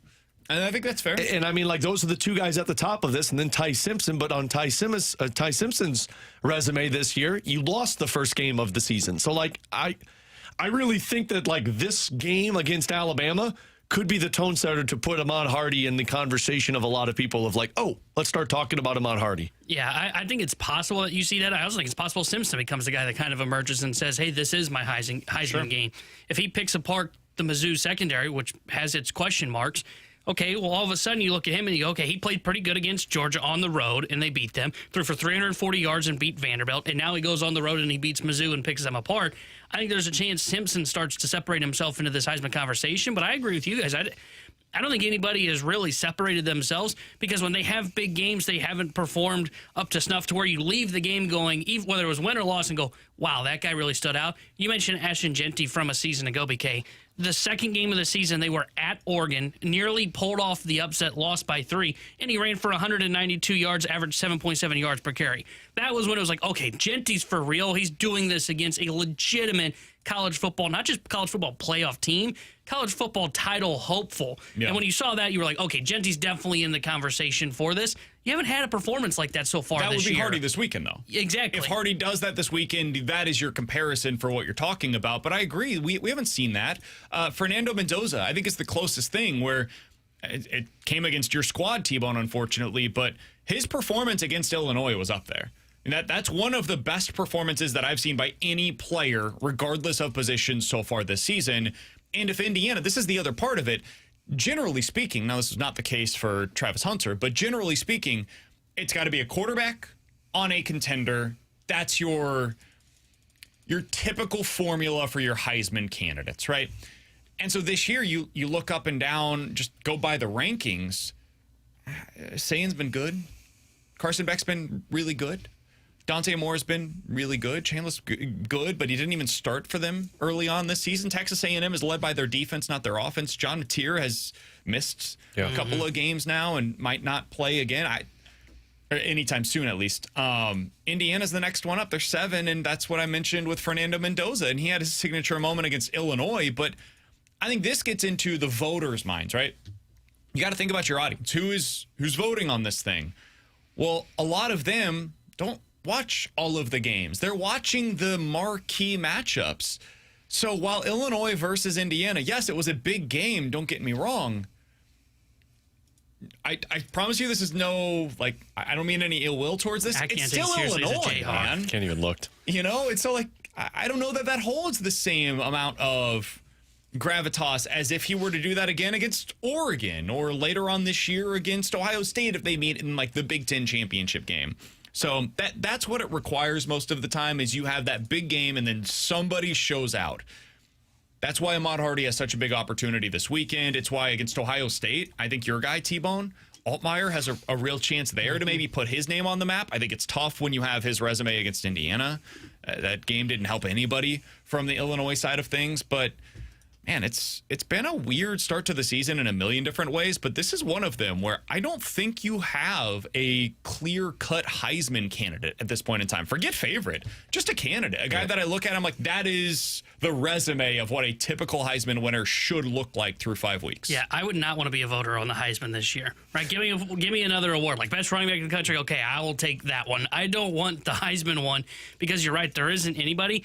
If you had me put money on somebody today, and I would not feel confident in this, I would do Mendoza because I think there's a chance that Indiana beats Oregon. If they can do that and he performs well, now you've got that signature performance for him. That would be my bet. He's 14-1. There's at least some value there. I just don't know where else you'd go, man. What John Mateer at 40-1, I guess I'd maybe throw some on there because if we're potentially going to include Chambliss in this conversation from Ole Miss, well, he didn't start the season. This guy missed it for an injury. If he comes back and just goes scorched earth down the stretch and Oklahoma makes it to the playoff, I would at least have him in the conversation. So at 40-1, I think those odds are worthwhile of putting a little bit down on him. But maybe Jeremiah Love, if he's going to have a great finish to the season, I guess you can go in that direction as well. There's just not. Altmaier 30-1. That's what I'm saying. Sure. That'll be gone after the Ohio State game. Yeah. I would not put money on Carson Beck. I'll tell you that much. No. Really? At 6-1, I don't think the odds are good enough.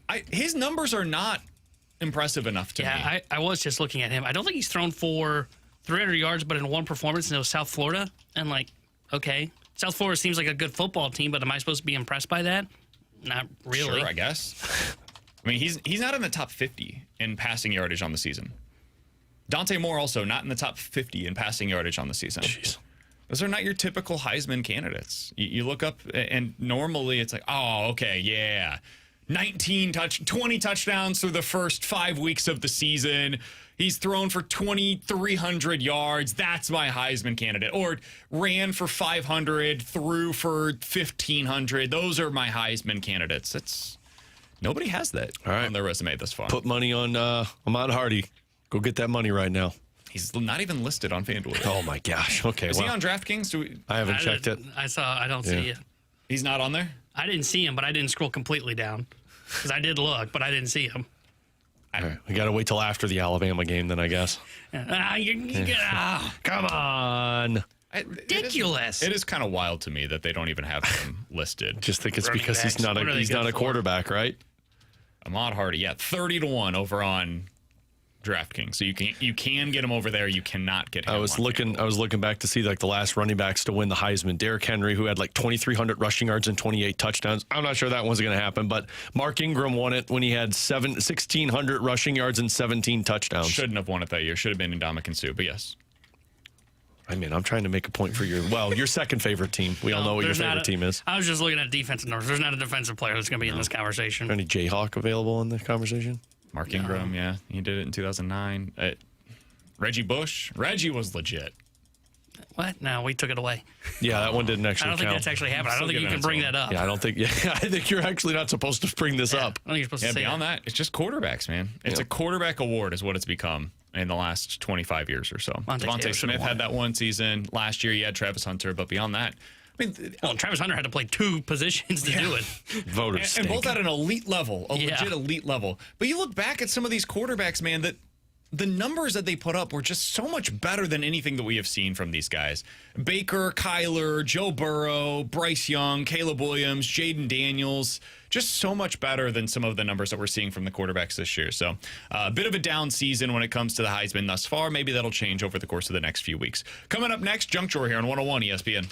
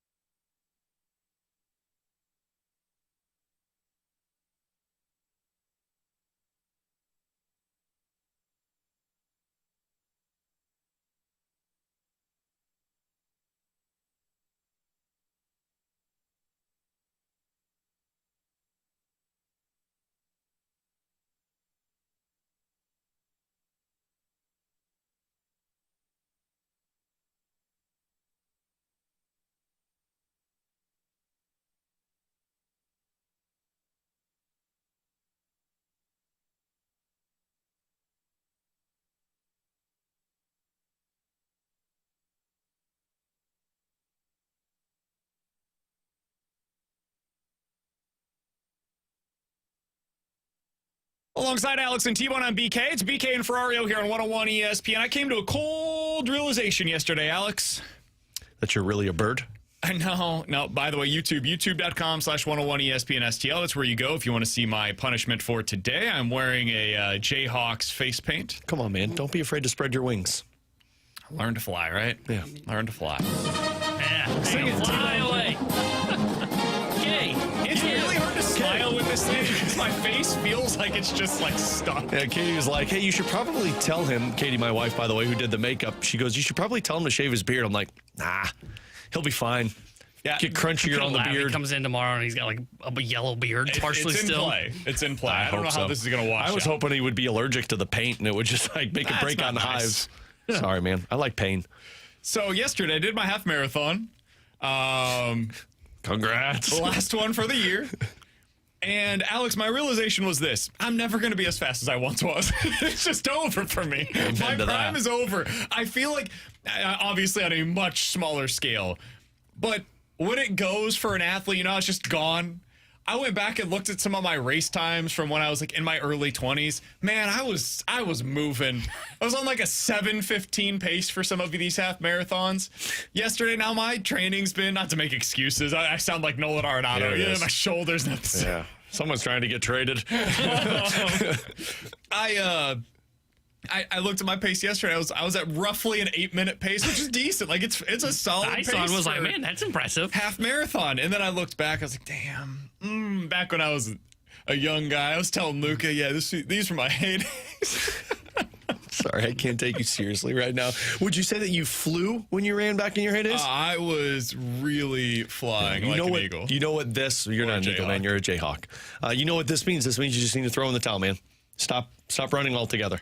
Stop exercising altogether. It's game over. It's over. You started your exercise program today. I did. Damn right. I made it 10 minutes on the treadmill, and I was gassed. Proud of you. I'm like, my you heart. Start running together on the treadmill? Absolutely not. Soon, we can do it together? No, look, man, I don't like working out with other people. Luckily, I was the only person in that fitness center this morning, which was awesome. But then I had the whole, I needed a shower. And so I went and showered in the fitness center. I'm not big into locker rooms, man. It's weird. Thank God nobody was there until I was in the shower and then somebody else showed up. And I don't think I've ever put my clothes on faster before he got out of the shower. I'm like, oh my God. It's like, you got to get out of here before he comes out.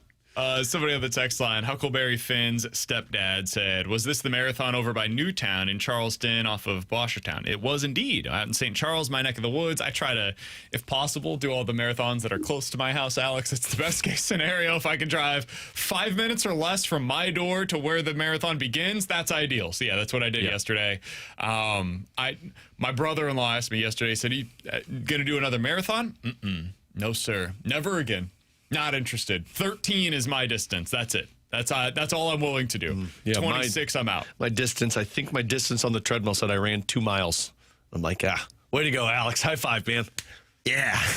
Felt good. Next time, 2.1 miles. There you go. Watch out, T-Bone. Somebody on the text line said, don't give up. My buddy is 67, just had his best personal time at the Mo Cowbell. Ran it in an hour and 27 minutes. Holy hell, man. That's incredible. 67 and doing an that? Hour 27. There was like a sub 7-minute time. There was I don't remember what the time was, but when Katie ran her marathon. You're not out of your prime. When Katie ran in her marathon in Disney World, this was like 10 years ago. There was some lady that was like 92 years old that was running in that. Hey, those people are amazing. God bless those people that just continue to get out there and run like that. I hope to continue running. I think you should throw in the towel, man. Get back to where I want. Your times. I had an IT band issue. It threw off my training for the summer. Splints, you should probably call it's it. just like Arenado's shoulder. He's going to get back to 30 pounds. I don't like the shoes that I bought. They don't fit the same way that the previous ones did. He probably had the bad. They didn't get the ounces right. I felt a little tight yesterday, too. Well, and you know what? I've been dealing with some bowel issues lately. I've been there before. Well, there was some info we did. You got to take some Imodium in that sense, man. Just stop you up before you go. I did. I did 4 over a 2-day span, which is as much as you're able to do. That is a terrible idea. Look, man, I've lived on Imodium for the longest time, and one usually gets the job done. It was necessary. All my runners out there know it. It's like a fire hydrant that was opened up. What are you doing, man? Dude, you got to be careful. I made it the entire race yesterday. Did not once. So I have to stop. And I would imagine you made it the next 18 hours too without going. Within the hour after. Right back. Right back at it. I think you might have a medical problem, man, if you did it in an hour after you took 4 Imodiums. Well, it was an hour after the race, not an hour after taking the 4. 4 Imodiums in 2 days. I think you should be stopped up for 48 hours. Somebody said no chance Ferrario ran 2 miles over the course of 10 minutes. No, I think he ran 10 minutes per mile, right? Yeah. Oh, yeah, no, my pace was, Okay. are you I was kidding gonna me? say, at first when you said it, my thought process was like, yeah, no. No, But then are I you thought about it kidding me? more. Yeah, 10 minutes a mile is what I did. Yeah, that makes sense. I believe that. Yeah, it was on 20 minutes, and then I did the warm-up for 5, and then a cool-down for 5. There you go. And then I went and I... Did you do some weightlifting I lifted as well. Oh, was today chest day? Today was chest day. It's always chest day on Mondays. Yeah, Chest day Everybody Mondays. does a chest day on and Monday. tries on Monday. And then he Wednesday's came here- back and buys. That's the glory I'm muscles. not sure there was a the lot of photo protein ops. in your breakfast, though. I saw. I had a protein bar out there. Oh, You was had that what banana? that was? Yeah, I had a banana. Oh, okay. Yeah, and I drank 3 of these waters today. Good for you. I was sick of you guys I'm giving making you fun a of my week, mouth breathing. And then we'll hear you breathing in the mic again. You guys are jerks. You guys are jerks. We said one time, hey, Alex, you're breathing a little heavy during a commercial. Now I'm looking at it, it's like, I gotta work out. He's on a Weight Watchers and he's going. No, not Weight Watchers. I'm still going to eat what I want. I'm just going to, be a little bit more smart about what I eat when I eat it. Alongside Alex and T-Bone, I'm BK. You guys can check us out on YouTube, youtube.com/101ESPN STL. That is where I'm serving my punishment for today. An entire show looking like this with the Jayhawk as my face. Boy, does it look ridiculous. Yeah. Absolutely You really do ridiculous. look like somebody who's a big fan of I the don't know why. Insane How are Clown you guys Posse. looking at this and taking me serious? I'm not. Well, I'm not. I haven't. If people notice, I haven't looked at you for more than like Yeah. a second all day. And every time I look at him and I notice like the yellow, for some reason I'm always thinking Ronald McDonald, and I don't know why. Yeah, it's I can see that. It looks kind of Delaware-y. Delaware. Yeah, what the hell does that They're the mean? blue hens. The Oh. Delaware blue hens. Well, Katie was going to do red, and I said, no, I look like a cardinal. And then we were going to do white, and I said, he's going to look too much like a clown. Yeah. And I'm not about clowns. This I worked have well. PTSD. I think she did a great I job. think this is it. I think she did a great job. Go, T-Bone. K-U-K-M-U. K-U. Even begin to describe how much I hate this. I've already taken a picture You of guys it. know how much I strongly dislike it. That's why I love it. I've already taken a picture, and I'll be sending it over to Eli Drinkwitz and Dennis Gates for you. I'll let them know. Mizzou PR, remember this. Yeah, big Coming guy. up in 15 minutes. Speaking of the Pick'em Challenge, we'll give you a reveal how we did over the weekend. We'll get into that in 15 minutes. But next, there was a good ranking over the weekend, Alex, of the top NHL players right now. Are there any NHL contenders, Stanley Cup contenders, that do not have a top 20 player in the league? We'll talk about that next year on 101 ESPN.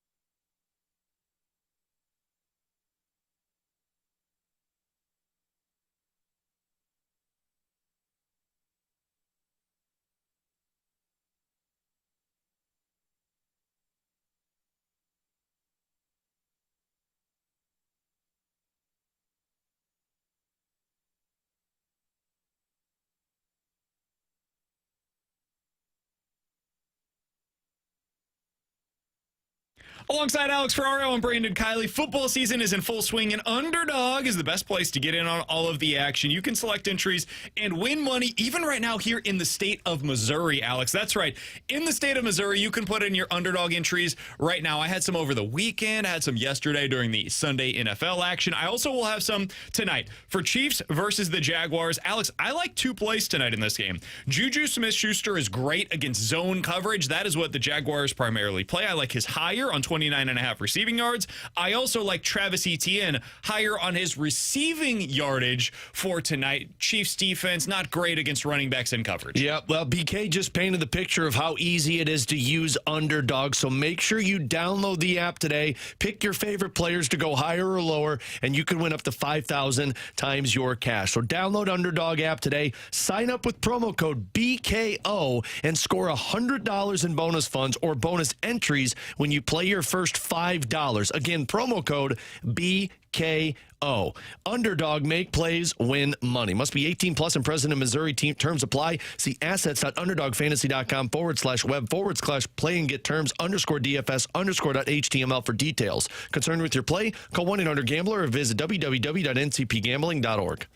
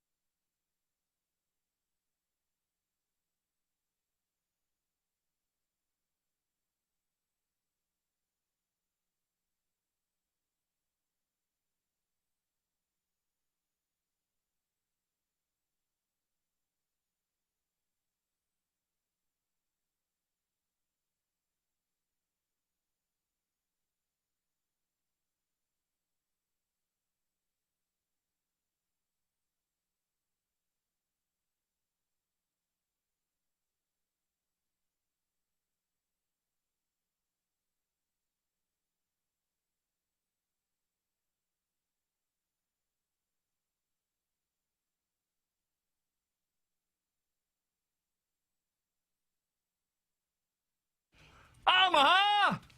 Gonna go ahead and call an audible I here. can't yell that, so that's all you, man. With Alex and T-Bone on BK. Pick 'em reveal coming up in about 10 minutes. The waiver claims are in, Alex. Sammy Blais was claimed by Toronto. He is reuniting once again with his former head coach, Craig Berube. Craig Berube's got to be stoked. Buffalo, though, has also put in a claim for a goalie. And unfortunately for the Blues, that goalie is Colton Ellis. Alex, Colton Ellis had been billed as the Blues' up-and-coming guy, the next Joel Hofer, if you will.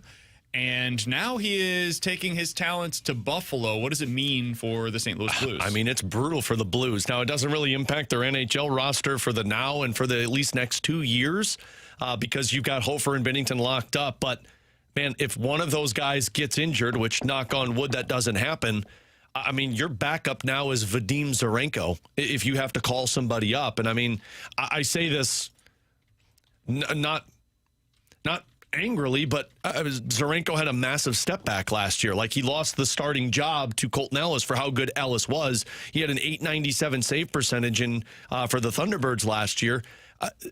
Colton Ellis looked like he was ready for the NHL. There was just no spot for him. But the problem now is you just have no depth behind your 2 goaltenders, which, again, doesn't matter unless a rash of injuries run through your team, because even if something were to happen to one of those guys, you still have the other who can handle a bulk of playing time. But depth-wise, you don't have anybody that's close to the NHL within the next couple of years, whether it's Zarenko. I'm assuming that means Will Cranley is going to be the backup, and then they just drafted a goaltender that 19 years old this past draft. So this is a brutal one. He was the one that I was hoping cleared waivers. Hunter Skinner did clear waivers, which is good for the Blues. But, man, to lose Colton Ellis, that's a massive depth piece that you really wanted to have still. Do you think there would have been any potential trade capital here? Like, had the Blues said, hey, we're making Colton Ellis available via trade, do you think they could have got anything for him? I don't think so. And the reason I actually thought he was going to clear waivers was because it's a guy who has never played at the NHL level. And he has to be on the team now for at least 30 days with Buffalo. Now, he'll be the backup in Buffalo, and they won't have to worry about him. But that's why I just assumed if you're going to put Ellis, or you have to put Ellis through. I didn't realize he was waivers eligible until yesterday when they tweeted it out. I don't think there's any trade value in this because, sure, there's upside, but he's an unknown goaltender, and you're not going to get anything back that helps your NHL team now. So, at best, maybe a late-round draft pick. And if you're the Blues, I mean, you hope you can sneak him through waivers and nobody claims him. It's just desperate teams. I told you yesterday, if I'm Edmonton, I claim him because... And they might have. He just didn't make it that far in the waiver Buffalo process. was lower on it, but, I mean, like, Buffalo makes sense. They don't have a goaltender. And they need a goaltender. It's just, do you have the time to wait for this guy to develop at the NHL level? I mean, he's not young. Like, he's 25 years old. This isn't some, like, 22-year-old guy that you're giving this huge chance to. I mean, he's done the developing process. He was in the same... Been in the AHL for 2.5 years now. He was in the same spot that Joel Hofer was coming into that season 2 years ago, to where it was like, yeah, we think he's ready to go. We'll give him some backup opportunities. And then the following year, he played 30 games. So it's why I wondered, like, where the Blues were going to go in terms of Hofer or Ellis. And you stick with Hofer, obviously. It just sucks to lose a goaltender that was going to be your number 3. And now your number 3 is a guy that I don't know if they were comfortable with if he has to play any games. He's actually older than Joel Hofer. Is he? Yeah, he's a year older than Joel Hofer is. Ellis is just by a little bit, but Joel Hofer was selected in the 2018 draft class. Ellis was 19. Based upon age, it's a little different in favor of Colton Ellis. Again, for the now, it doesn't matter. Like, you've got 2 goalies, and if one goes down, you've got another one that can play the bulk of the games. It's just... You always want to have 3 goalies just in case something crazy happens. I remember the year that they signed Martin Brodeur. They went through both of their goaltenders in like a matter of a month, and they didn't have anything in the minors, and they're like, well, we got to go out and get something, and they brought in Brodeur. By the way, speaking of goalies, the Blues have one that's finally getting his proper credit. Alex was very happy to see today. The Athletic put together their rankings of the top goalies in the NHL this season. The top 4 is who they consider to be Tier 1, world-class goalies, an elite goalie capable of transcending the player in front of him and single-handedly winning the games with regularity, someone who can elevate their team and be the centerpiece for a champion. Dom must not have wrote that article. Those 4 goalies were Igor, you got it. Shesterkin, Connor Hellebuck, Andrei Vasilevsky, Sergei Bobrovsky.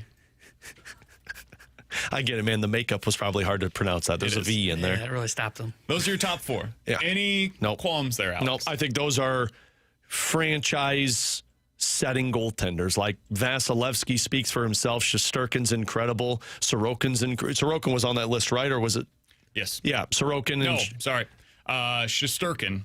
Hellebuck, yeah. I mean, Hellebuck. And then Bob. Hellebuck's a pretty obvious one, and then Sergei Bobrovsky for what he's done. So, yeah, I have no qualms with any of those, and I think that's what anybody around the NHL would look at as those guys are in a tier of their own. Tier 2, high-level starters in the NHL. Top 10 guy, considered to be franchise quality, goalie capable of handling the vast majority of the starts for a good team and succeeding in a workhorse role. The guys that fit into this criteria, according to The Athletic: Jake Ottinger, Sorokin, Alex, as you mentioned just a little bit ago, Jeremy Swayman, Yusei Saros, and Dustin Wolf. Oh, I forgot to mention somebody. Guy who was ranked number 7 in the NHL, according to these rankings, Jordan Biddington. There you How go. do you do, good sir? He's getting the credit that you wanted him to have. Ladies and gentlemen around the NHL, turns out scouts and coaches that were anonymously polled know more than Dom does when it comes to his analytics. I'm glad they put him here because, to me, Jordan Binnington is number 1 in this tier.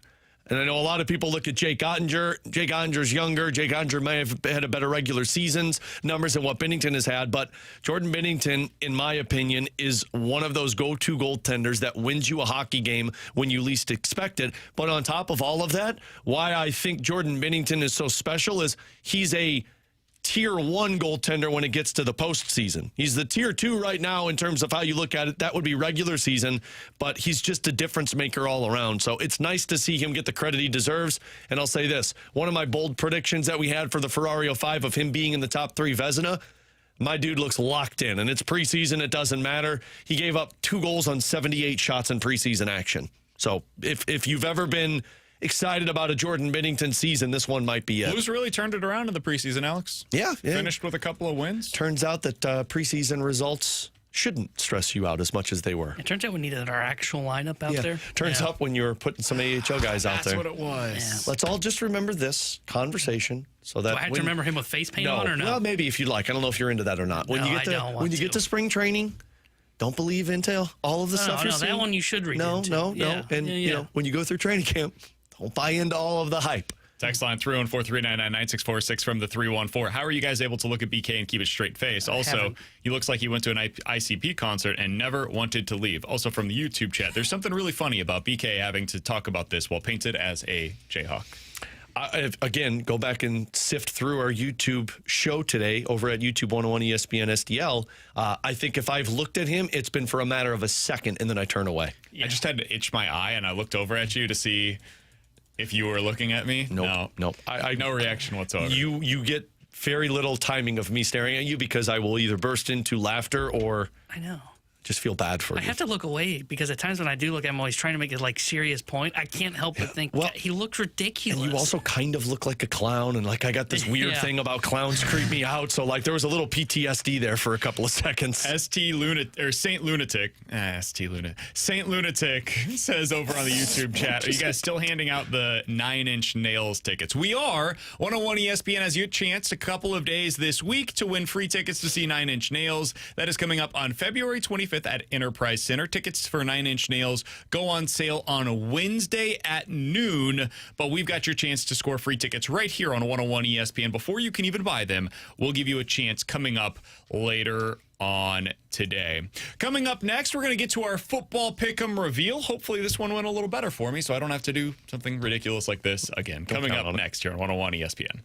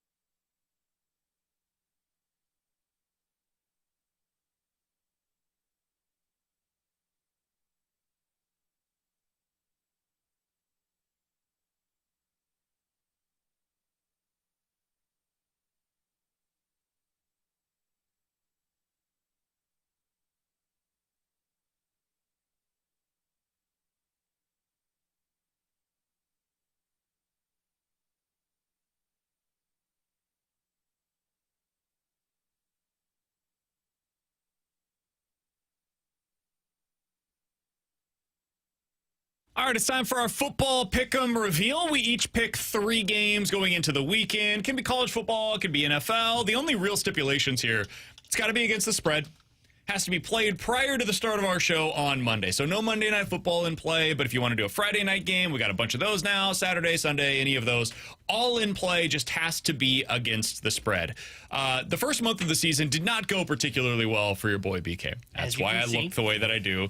Currently, we are starting up the second month. We are in week 5 of our Pick'em Challenge, Alex, and we begin by revealing Alex's 1-point play, which, as is typically the case, came in the NFL.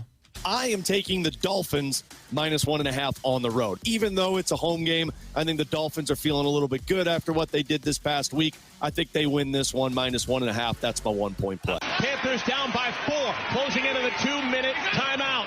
Bryce Young got his man! Touchdown! Mitchell Evans! And the Panthers take the lead! That sucks. I thought it was in the bag. I thought I had that one at the beginning of the fourth quarter, and the Dolphins just decided to not worry about defense anymore. They'll win the game. You know, I'm doing our pick'em pool or our picks pool with my buddy Jeff out in Vegas this year, and one of the games that we had was actually the other side of this. Wow. We liked the Panthers side in this game. When that game got started the way that it did, I was incredibly worried. I was like, oh, well, we can go ahead and write that one off. They're down 17-0. Jeez. So I'm sure you were feeling great. Yeah. You know, there's no reason not to. And then the second half could not have gone any worse for the Miami Dolphins. One of the questions that we were going to potentially talk about today, which coach is currently on the hottest seat? It's got to be Mike McDaniel, right? Yeah. Yeah, it's either him or Callahan. I think those two are kind of lockstep right now for that top spot. And Callahan, it's like you might as well wait till the offseason. I mean, you're hurting the growth of Cam Ward, but there's nobody out there that's going to make you better right now. You might as well wait. Like, I think Mike McDaniel's the number 1 guy that's on that list. I'll be curious to see which players they potentially make available, because this is a team that's clearly ripe for the picking for potential trades at the deadline. I just don't know who they have that other teams are going to want. What are you trading at this year's deadline? It'll be interesting to see. All right, your 2-point play, Alex Ferrario. I am taking the Eagles minus 3.5 at home against the Denver Broncos. I know everyone acts like the Denver Broncos defense is great. I don't buy any of it. I think the Eagles are still the supreme team in the NFC. Eagles minus 3.5, my 2-point play. I think that one's an easy one. They got one shot at it. No pressure on the quarterback. He's got time to heave it. There's a whole pack of people there, and it's incomplete. And there's no flag. And the Broncos have their signature win. Remember, Tebow, when I said that, I said I shouldn't have said that's an easy win. I ruined it myself. Also, hey, Sirianni, stop throwing the damn football. Run it. Now, some of this, I've seen some breakdowns on it. Apparently, the Broncos were daring them to throw. They were putting 8 in the box consistently. They just were stacking the box to where it was like, we have to throw it here. There's no reason for us to run it into this kind of a loaded box. So the Broncos were daring them to do so. They did it, and then they failed to execute on those throws. Credit to the Broncos for putting together a really impressive game plan. And, oh boy, Eagles, once again, stinky. Yes. That's the paint you're smelling. What a yucky game this Don't inhale too much. You might not be good after that. Your 3-point play, Alex. I am going to back the Cleveland Browns. It is plus 4.5. I know this one's played in London, so that's all the weird stuff that could take place. Here's the thing. I don't think Carson Wentz is any good. Wentz, 2nd and 5. Allison, he's got it! Touchdown! You were right. Wentz isn't good. You guys for putting that one in there. That was the game-winning touchdown. Alex, you got the 4.5. I called you out on it, and you were ready to go. I loved that. You were like, hey, I've got it right here. It's on DraftKings. It's 4.5. Still, I'm not totally sure that was ever the case, but we gave it to you. I was looking at it. You got I was the looking at it. And they cover by the hair on your chinny chin. Yeah, there's a lot of it. There was a lot of it. Well, you lived a lot of close calls this week. This was one of those. Some roller coasters as well. You know what it was? I think it was one of those weeks I was feeling way too confident about myself after the first month, and so I need to pump the brakes a little bit. Calm down, Ferrario. This can blow up in your face. Hence, Jayhawk over here. That's a big one, though. You got the 3-point play. That was the one I wanted. As a tiebreaker. That's really helpful, as I learned on the opposite side of things. God, you know what sucks, though? The other two were this close because the Eagles had the lead other than the final drive. Same with the Dolphins. I was on the fringe of 6 points this week. But unfortunately, that's what the season has been. Yep. Yeah. For most of our picks. Let's go to my picks from the weekend. Or are we going to yours first, T-Bone? Let's go to me. Let's go to T-Bone's picks. Next, he starts out in the NFL with his 1-point play. My 1-point play, I'm going with the Dallas Cowboys at the New York Jets, minus 2.5 points. Look, the Jets' defense is bad. I don't have any faith in Justin Fields and the Jets keeping up and attract me. So I like the Cowboys, minus 2.5 points. Prescott loads up. Pickens, hand fighting into the end zone. Touchdown. Breathtaking 43-yard strike. It's time to put the Jets in that category as one of the worst teams in the NFL at this point, like a bottom 3 to 5 team. Well, and you know, it's time to also look at the other side of that. Should Dak Prescott be in the MVP conversation? He's been great. He's been awesome. I mean, the only reason Dallas is sitting where they're at record-wise is because of Dak Prescott. The defense has been terrible all year. Also, credit to Brian Schottenheimer, man. I thought he was going to be he's a pretty good coach. I thought he was going to be a disaster when they hired that. But, I mean, props to him, man. He's put together a good scheme with that offense, and they're doing this without CeeDee Lamb. How about Javonte Williams? Yeah. Who's putting great. together a really good season for the Cowboys. And all offseason, the talk was, once again, going into the season without a running back. And Rico Dowdle, who they had a year ago, he was awesome this weekend as well for the Carolina Panthers. Had an unbelievable day for them in that loss for Alex Ferrario. All right. Thanks, buddy. 1-point play. That was a nice one for T-Bone. Let's get to his 2-point play. This game screams trap. But Good, I'm going to pick it. I think the boys are going to be ready to go this weekend. I am backing my Fighting Illini as they go fight for a cannon this weekend at Purdue, minus 9.5. They're going to come out. They're going to take care of business this weekend. Give me the Fighting Illini, minus 9.5 on the road at Purdue. And now Altmaier. Will he take a big shot? It's to the sideline, caught in space. Hank Beatty. Beatty racing down the sideline, runs away from a tackle and in right after the turnover. Touchdown, Illinois. 62 yards to Hank Beatty. Looks a little dicey early, once Yeah. again, because that's how Illinois does, especially on the road. But they get into the second quarter and they completely pull away from Purdue. And at that point, they went into halftime up 27-14. Felt pretty good about the way that one was going to go. Yeah, I was afraid of a backdoor cover. That was my concern. I Felt like it was coming. Yeah, early on, I thought, oh boy, Purdue's hanging around. They had that lead going into half. Then I think it was in the fourth at one point. Purdue was moving. I was like, oh boy, here comes the backdoor cover. So a good hit by you. That's 3 points thus far. Now, let's get to your 3-point play. And you know this was going to bring some kind of doom. I agreed with T-Bone. I like Penn State going on the road. They are a 24.5-point favorite against a team that legitimately might go 0-12 this season in UCLA. So give me Penn State. I know it's a huge number. I don't care. Penn State minus 24.5 on the road at UCLA. This is my 3-point play this week. James Franklin can't beat the great opponents. He will kick the crap out of the Bruins and UCLA. That team's given up. They are awful. I feel bad for that. They are going to blow them out of the water. I love this play. It's my 3-point play. Final play of the game, barring a penalty. Aller, there's the hook, and the lateral, and the ball game is over. The Bruins of UCLA at home win their first game of the year. Not so happy in Happy Valley today or at the Rose Bowl for the Nittany Lions. That one stings. Kicks the crap out of them. 24.5-point line and they lose outright? First of all, by the way, terrible call. Like a genuinely horrific call. You have one of the biggest upsets in recent college football memory. Isn't that the main and crew from that's- CBS? Yeah, that's the way that it's called at the end. It's horrible, man. It sounded like there was a funeral going on. Dude, was. this It was is a Penn State's huge playoff. upset. It's a huge upset. And you see their coach, who is the son of a guy that's on your studio desk, getting carried to midfield because he just got this job as the offensive coordinator, and that's the call. It just Hey, don't tell him how to do his job. just an You're in embarrassing face performance. paint. It's got to be better than that. That cannot be the way that we call this game. But anyways, that's the way that it all went down. I was shocked, absolutely shocked. And James loved it. Franklin, this might be the end. Yeah. We might be watching the beginning of the end of James Franklin at Penn State because if you're not going to win the big games, but you always take care of this, you always win the games that you're supposed to. You've got you a can job. make that work, and then eventually maybe you're able to break through. That was Gary Pinkel at Mizzou, right? He never lost the games that you didn't expect him to lose, but he very rarely won the games that are like huge upsets. And that was able to get him to like have a statue at the University of Missouri. And he's like the most important figure of the last 30 years there. you start losing games like this, James Franklin, I just don't know if it's going to work. And it's worse when you find out, like, the offensive coordinator, like, kept pressing the wrong button. Sometimes he'd be talking and he had his mic up because he used to be in a position coach. Like, Just brutal. Absolutely terrible performance, especially in the first half by Penn State.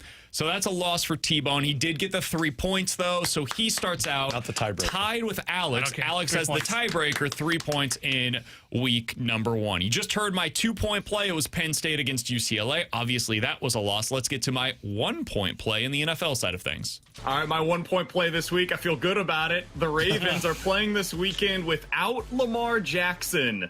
The Texans are a 2.5-point road favorite. I would take the Texans this week minus 6.5 points. I think the Texans win this one going away. Stroud hangs in there, throws, it's caught for the touchdown.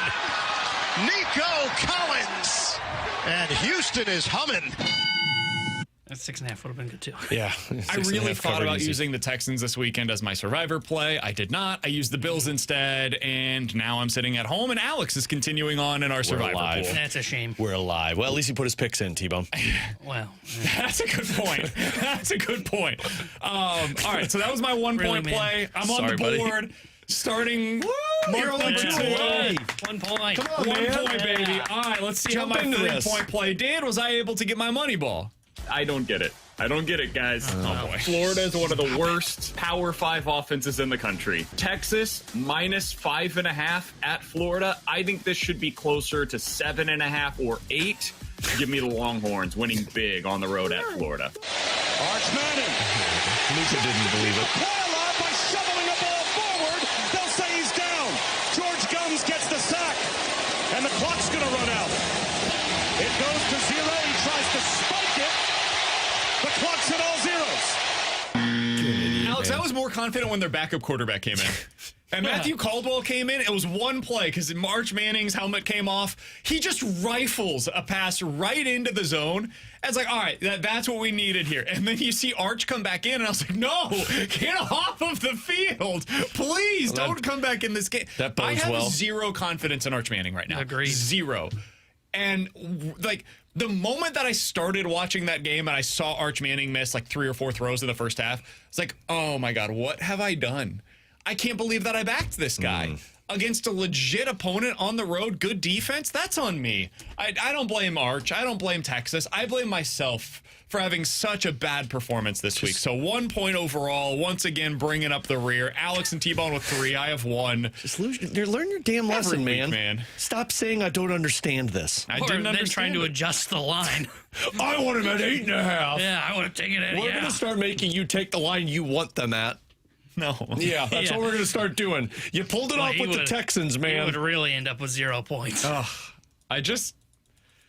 Man, that was a tough one. That was a tough look for your boy. So, a 1 point week for me. I am playing from behind again. Hopefully, this month finishes out a little better, so I don't have to have another month of pick'em punishment. next one will be here on even BK better. and Ferrario.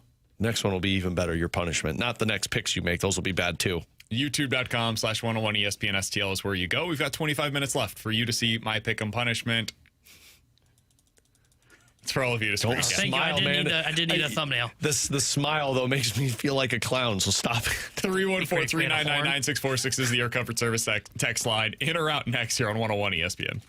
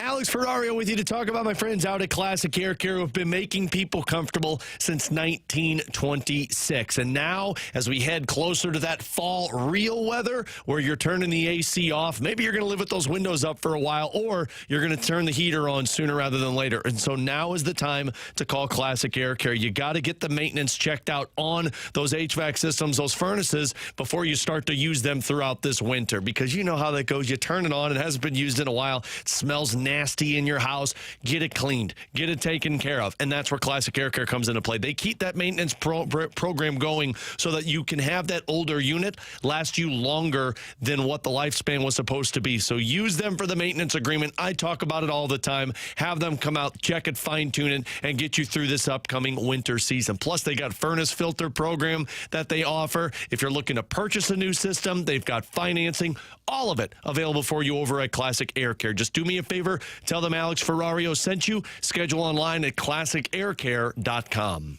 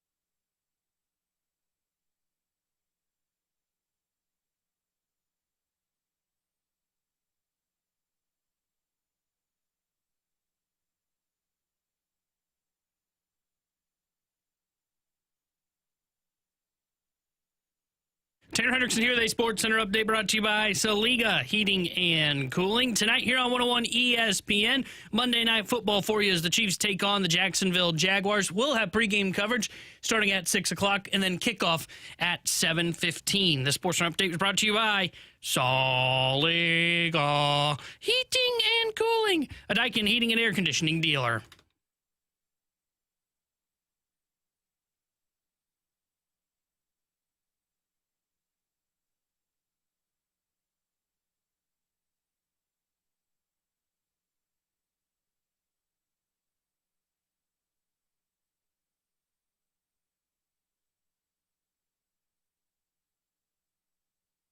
Woo, hoo, hoo, hoo. 314-399-9646. That's the Air Comfort Service text line for in or out. You guys give us a scenario. We will tell you if we are in or out here on BK and Ferrario. Can I start out with this one? Yeah. Sure, as long as you don't steal mine. In or out, the Colts will have the number 1 seed in the AFC. Oh, that's fun. Out. I don't think they get the... at some point, it doesn't work for the Colts anymore, right? You haven't allowed yourself to process that one yet, huh? Well, and I said I'm out because I'm like thinking it's like they can't keep doing this. But I said that last year with the Vikings and Sam Darnold, and they kept doing this, and their schedule's actually pretty favorable. Mm-hmm. Okay, I'll change my answer in. I'm going to say out. I still think Buffalo will end up being the team that gets the 1. I can see where the Colts end up being the 2. That would not shock me, but I'm going that Bills still end up with the 1. I think they have like 3, maybe 4 losses on their schedule. I think Buffalo might as well. Because that loss against New England's a big one, man. Because now you still have Kansas City. You've got Tampa. You've got at Houston, which is not an easy game. You have at Cleveland, which is not an easy game. I know people will laugh at that, but that defense, man, it makes things weird. And then you've got a home game against Philadelphia. That's 5 games that I just mentioned. All feel at least losable if you're the Bills. Indy might not have that many. Cardinals, I think they win. Yep. Chargers. It's on the road, but I would say the Colts are the better team after watching the Chargers the last couple of weeks. Titans, win. Steelers, win. Falcons, win. Chiefs, probably loss. Texans, win. Jaguars, they played twice. You're going to win one, probably lose one. I can see that. Seahawks, loss. 49ers, win. Texans, win. So we had 3 losses there. Yeah. And they're at the same record right now. I just mentioned with Buffalo, they've got 5 potential losses remaining on the schedule. Yeah. I'm going to say out because of what T-Bone said. I still think Buffalo should be the favorite for the number 1 seed. People are sleeping a little bit right now on the possibility that the Indianapolis Colts might actually end up with the bye in the AFC. And I actually think the Colts, they could realistically win both games against the Jaguars because I think they're a better team than the Jaguars. So that might be 2 losses then, and then you're talking about clear cut. John over in the YouTube chat, 314-399-9646. That's the Air Comfort Service text line. YouTube chat is available for you at youtube.com/101ESPN-STL. Oh, wow. They didn't make the face paint sound as bad as it really is. Oh, well, that's because my wife, Katie, put it together, and it was a phenomenal job. Check her out. She did an amazing job. The face paint paint looks ridiculous, as it is supposed to. That was the intention. Yeah. So, Yeah, yes. and I actually think your face does kind of look like a Jayhawk, which works perfect. It's amazing. It's pointy. I've got the beak. It's ready to go. Yeah, So if you want to see I it, love you've it's got in his about beard. 15 minutes remaining. YouTube.com/101ESPN. I got yelled at by my wife last night, and I can't make fun of his nose anymore. It's She's okay, like, you stop can. making fun of things that you can't control. She's not my wife. I can. I'll let T-Bone do it. Guys, in or out, Colton Ellis is going to be back with the Blues. Out. You guys, I'm so in on this. We know. Ryan Smith for the Thunderbirds just put this loophole out there, which is why I'm now like really thinking if the Sabres put him back through waivers less than 30 days from now, he goes back through waivers. And if the Blues claim him, he goes automatically to the American Hockey League if they choose. They don't have to wait the 30 days. I don't understand the Sabres claiming Colton Ellis.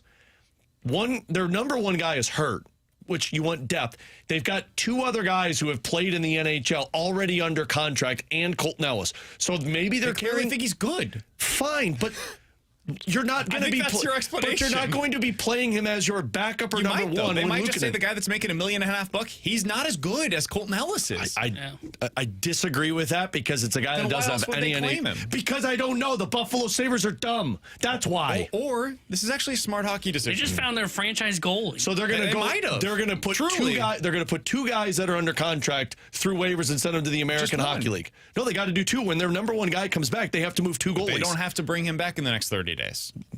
That's If you're where Buffalo, I'm though- disagreeing with you. I think you just play with this where you say, okay, for the next 30 days, we'll keep him on the roster. If you're Buffalo, though, you do.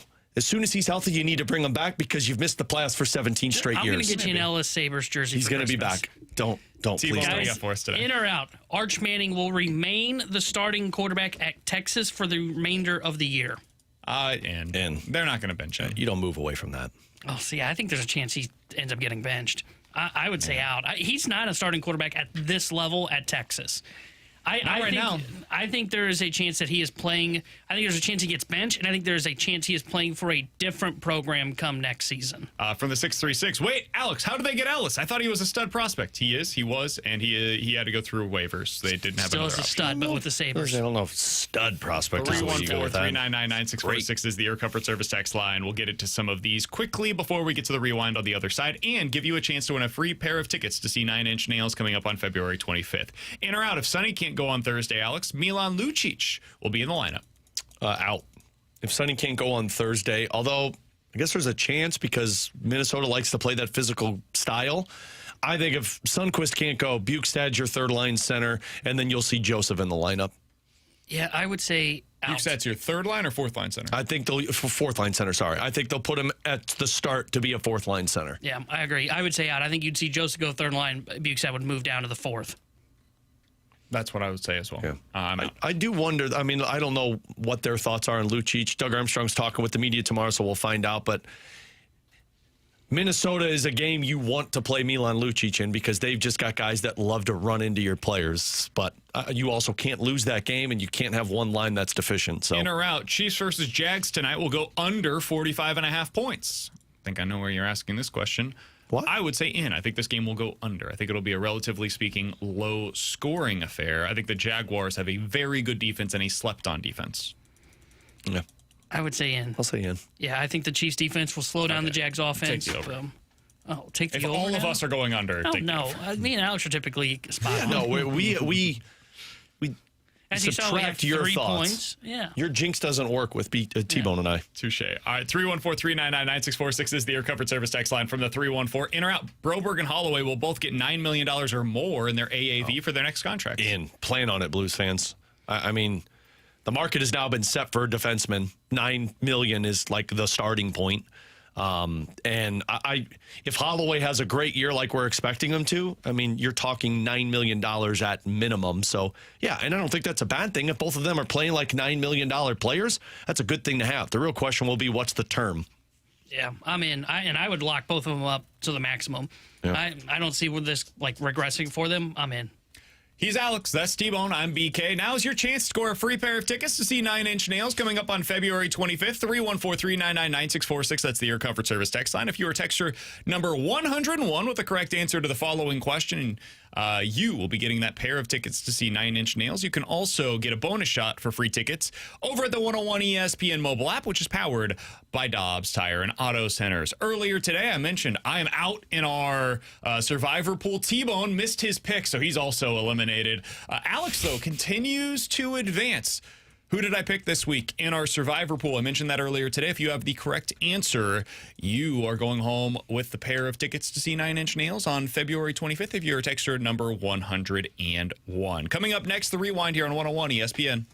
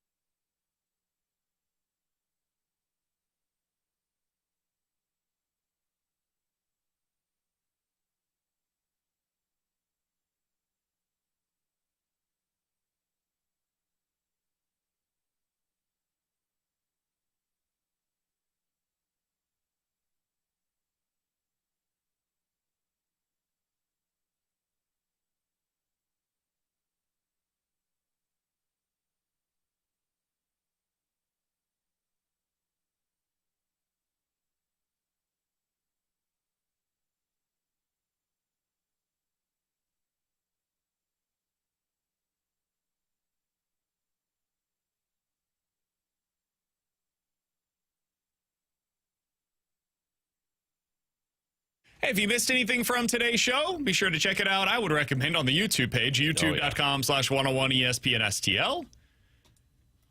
Or you could always check it out on the podcast page as well, 101ESPN.com, free 101 ESPN app. That podcast is always sponsored by Schaefer Door Company. 101 ESPN app is another place where you can go, and that is sponsored by Dobbs Tire and Auto Centers. I would give today a perfect 10. Oh, yeah. A great show all around. Alex was happy because we did not talk any Cardinals today, so Amen he was to that. thrilled by What a that. season it is. Even I like talking baseball, but it was playoff baseball. Yeah, I would go a high score. I'd go 9 because I just can't look at him, right? I like 9.9. He does still give me a little bit of the willies. I know. Makes me a little uncomfortable, but. And now I've got this stinking song stuck in my head.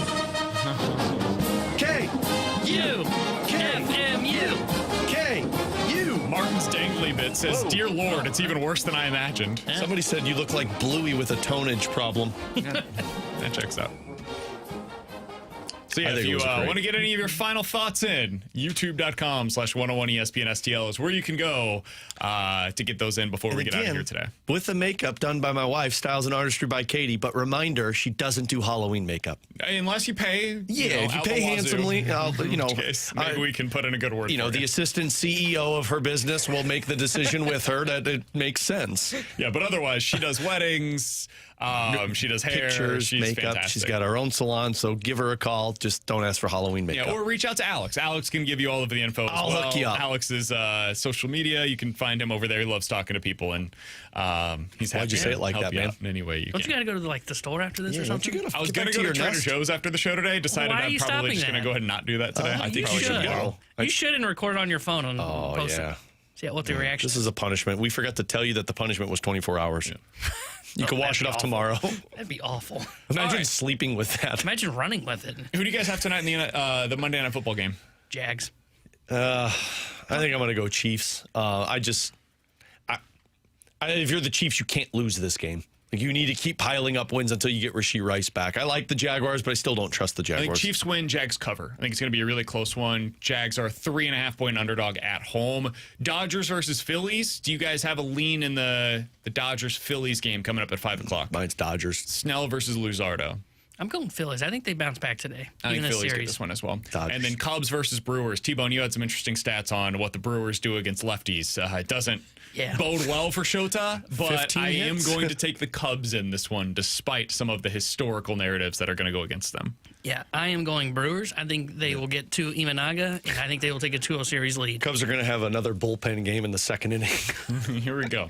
All right. If you guys missed anything from the show, I think it was a good one today. Well worth your while. YouTube.com/101ESPN STL. Appreciate you all tuning in. Shout out to Alex's wife, Katie, for making the face paint possible today. We will talk to you guys tomorrow at 11 a.m. The Fast Lane is coming up next here on 101 ESPN.